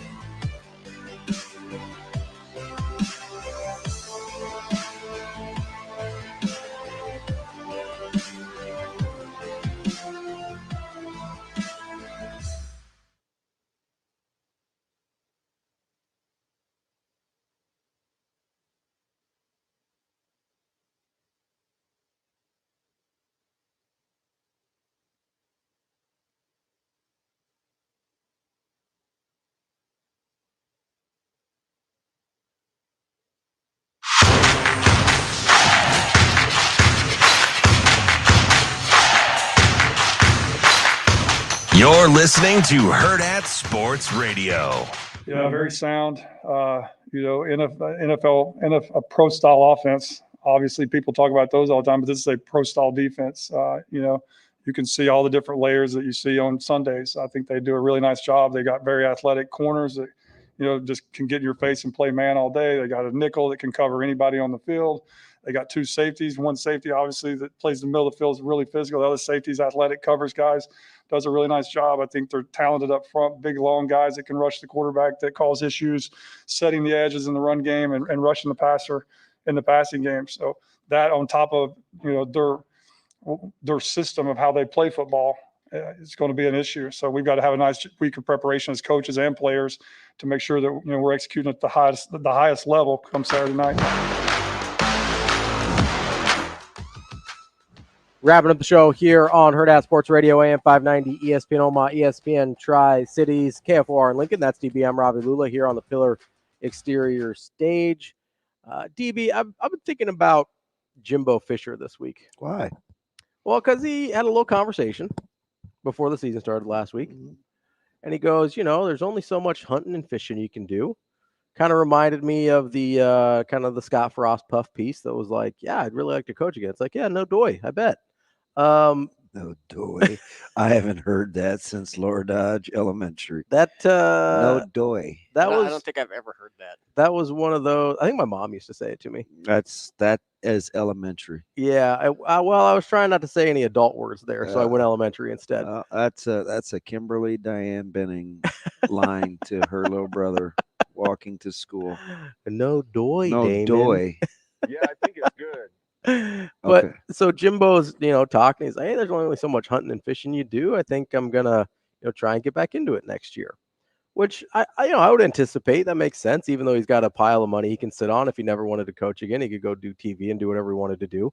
But I was trying to think, because one of the things he said is he's looking for the right fit next season. And as we saw some teams struggle that we know their coaches are kind of maybe on hot seats already, I think of like a Florida being one of those. I was trying to figure out what is a good fit for Jimbo Fisher, because he's a very strange character in college football right now. He's got a national championship. He's been highly successful. He also got unceremoniously fired, and they're paying him a ton of money not to coach right now. Like, he's a weird guy to try and place. Mm-hmm. Well, he clearly burns hot. And he's really hard to deal with. Like, Florida State won a national title with Jimbo Fisher And when it became a power struggle between them and an AD, they're like, you can go. It's fine. Mhm. Like, that's not a thing you do with a national championship winning coach. I don't know that people understand how strange that is. You want a ridiculous – you know what Jimbo Fisher's record is in bowl games? I don't off the top of my head. He's 8-2. That's really good. You know what his win percent or his record is? Got to be north of 70, doesn't it? 128-48. So what is? Yeah, that's good. That's really, really good. That's pretty good. We kind of talk about him. It's just it's weird. We talk about him like he's disgraced. Like he's a sturdy coach. Yeah. He recruits incredibly well. He just unbelievable recruit. When he's engaged. Yeah, when he feels like it. He had a little Mac Brown to him down the stretch. Right? Kind of resting on his laurels. And now, you know, Mac got kickstarted again. Going to Carolina. I hope I kind of this is I'm not like skirting pom-pomming cheering, but for Jimbo? No. For Mac. Mac Okay, Brown. okay. Because I like the resurgence. Mhm. I like the fact that he went and he reinvented himself. Yeah. I always say that. I appreciate that. I always say that about my barber. Like, what DK, you know what I love about you? Like, you continually find ways to reinvent yourself. Yeah. You got to keep finding new things. So I'm quietly cheering for Mac Brown, even though he's going to have to do it with a backup to the backup to a backup quarterback. But that's neither here nor there. But for Jimbo, I mean, it is a Florida thing. I don't know if I could see him going to Arkansas. You know, Pittman's got the hot seat there. Yeah. Well, he's got a big one against Okie Yeah. State. I just don't think he can lay an egg. Yeah. In that one. So Can you recruit at that high of a level at Arkansas? I believe so. Yeah. Yeah, Arkansas. That's a hard job, though. It Harder is because it's a tweener place, Yeah. but the area in the conference lends itself to, and it's Jimbo. We right? thought that about Ole Miss too, and look at Lane. Ole Miss was a tweener job. And you know, if Jerry wants to, I mean, Jerry could sustain your NIL program. 100%. Just right? write the check Jimmy every year. Johnson could sustain your NIL program. So I think 100%. you have to kind of tap into those fellas. Yeah, maybe try and find some of that Walmart money. Right. Yeah, I mean, there's plenty of it. So it's like I think Arkansas is capable, and there wouldn't be the kind of pressure. Yeah, because if you go, that's the weird thing about he does burn super hot. That's the weird thing about A&M. For not having historical success, it is one of the highest pressure jobs in college football. Yeah, it's weird. Well, they're what they've been. They're the poster child until Nebraska lately of the fan base expectations not matching up with historical administration. Well, sure, yeah. When those things are misaligned, you have chaos. Well, don't worry, they have Trev now. It'll be fine. God, it had been almost a month. I couldn't help myself. It had been almost a month where you kept your nose clean. I couldn't have a whole conversation about A&M without saying it once. But I mean, that's part of it, though, right? Yeah. It's like those having things, alignment. Yeah, they just don't match. And now I think finally, like if you want to fast forward to Nebraska, see the expectation levels are the same. And now it's kind of the fan base. If there is a little bit of inequality, fan base has got to get to where Coach Rule I think Coach Rule has higher expectations than Usually fan it's the base other right way- now. Usually it's the other way around. 100%. See, but see, that's what makes a game like Saturday pretty important. Yeah. Because it will ramp up in a hurry. Oh, yeah. Now, Coach Rule's not going to be the guy that says, see, I told you so, because he's just going to be like, that's just one more notch in the belt. And I don't think it's vindictive for him. Like, he wants the fan base he to does, get he does, there. he does. He wants to bring them along. You know what? If there's one thing I think that keeps him pretty pissy, it's the negative reflections. Like, he's one of those guys that would say, you know, why do you let your mind go there? Stop thinking about that. Yeah. Like, how many times do I have to tell you to control the controllables? Like, you can control your pessimism. Who said it yesterday? Was it Tony White that said correct the correctables? No, it was Coach Rule. Oh, was it was Yeah. on Monday? I Yeah. liked that a lot. Me too. He goes, you not only have to control the controllables, you have to correct the correctables. Yeah. That was Coach Rule. Yeah, I like that. Should have been a t-shirt. Yeah, I like that a lot. Because that's a different, it's saying the same thing, but it's a different way to emphasize, like, hey, just because you did something wrong, that's still something you can fix. Yeah, we had some guys that were whining about the officiating crew last Thursday. And even if you didn't like two or three of those calls. Is that correctable? even if you didn't like 2 or 3 of those calls, there were 10 others that were pretty bad. Yeah. So you're not going to get the benefit of the doubt. Well, like so let's correct what we can. Hey, that PI, aggressive play, let it go. Guess what? The late hit behind the quarterback, or the procedure, or the not enough guys on the line. See, or the standing over the guy that you got a penalty on. Yeah, that's not their fault. No, that's a correctable. And even if you think it's a soft penalty, right? That's a thing they call. Yeah. You know that's a thing they call. So we paused that thing because real time it was so quick. I saw it. I saw him go like this, and I don't think I knew it was done. he didn't say a word. I'm like, guys, I just paused it. I'm like, this is a point of emphasis, right? You saw them earlier in the game not flag the second guy who actually did the hand slap. Give him a little. They got the first guy. They got Darian for woofing. Yeah, for taunting. Right. Yeah. So I was like, oh shoot. I was standing next to our guy Oklahoma Tyler as it happened. The minute as soon as he went like this, when the head went down over the guy, I was like, boom, flag. Yep. Immediately. And Joe was like, man, I didn't say anything, and he had just gotten the bad PI. Doesn't matter. So he's like, they're kind of on me, and I was like, hey, Nope. let's get out of that, right? Nope. Like, not a victim mentality. Yeah. Because that is a real thing. It is. The whole victim mentality, 100%. And it's with so the woe is me unhealthy. thing and So with Rule, and that's not to say bad circumstances don't happen, but again, control the I controllables. I can correct the correctables. I can acknowledge them. Yeah, I don't have to. That's revel. real. I don't have to revel in it. Yeah, you can acknowledge like, hey, yeah, maybe this path has been a little bit harder than somebody else's. Yeah.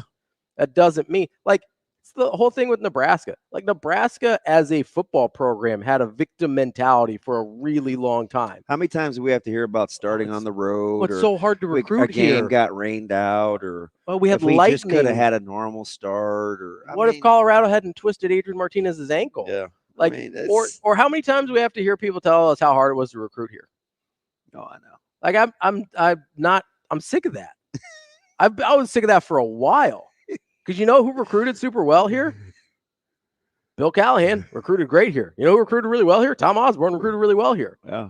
Even Riley had his. Riley recruited really well here. None of us think he was any good. I do, but I like him as a person. I think he was better than he got credit for. But no one looks at Riley and is like, oh, that's a dude, right? We look at Bill Callahan losing a lot of games here. Well, guess what? He had a top 5 class nationally, not in the conference, nationally. You can't tell me that it's hard, you can't recruit here. It might be harder than it is some places. Guess what? That's what the money's for. You know what's funny is you're so defiant and mad about that. It got you to say things like Nebraska can recruit in the top 15 every year, and I would give it 10. And when you first said that, I fully believe last March, I was like, I fully believe that. Yeah, he's still probably pissy over the whole 100%. I think they could getting into the top 10. I think is going to be challenging, but somewhere between 10 and 15 every year. I don't have any doubt with this staff. No doubt. Yeah.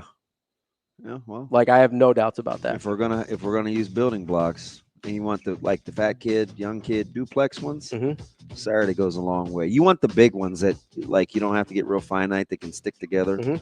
Like when you use one those are called Legos. Not Legos, the duplex ones, the big ones. Oh yeah. Yeah, I got when you. you're a little younger, when you don't put them in your mouth. Like the cardboard ones? Yeah. Yeah, I know what you're talking about. That's Saturday. I mean, listen, I'm here for it. I'm here for Hey, we got to it. ramp up to it because I allow myself to get excited. Ramp up. All the noise. Just a couple days away. That's DB. I'm Ravi Lulla. We'll be back tomorrow with more Hurrdat Sports. See you. Have a good day. Love you.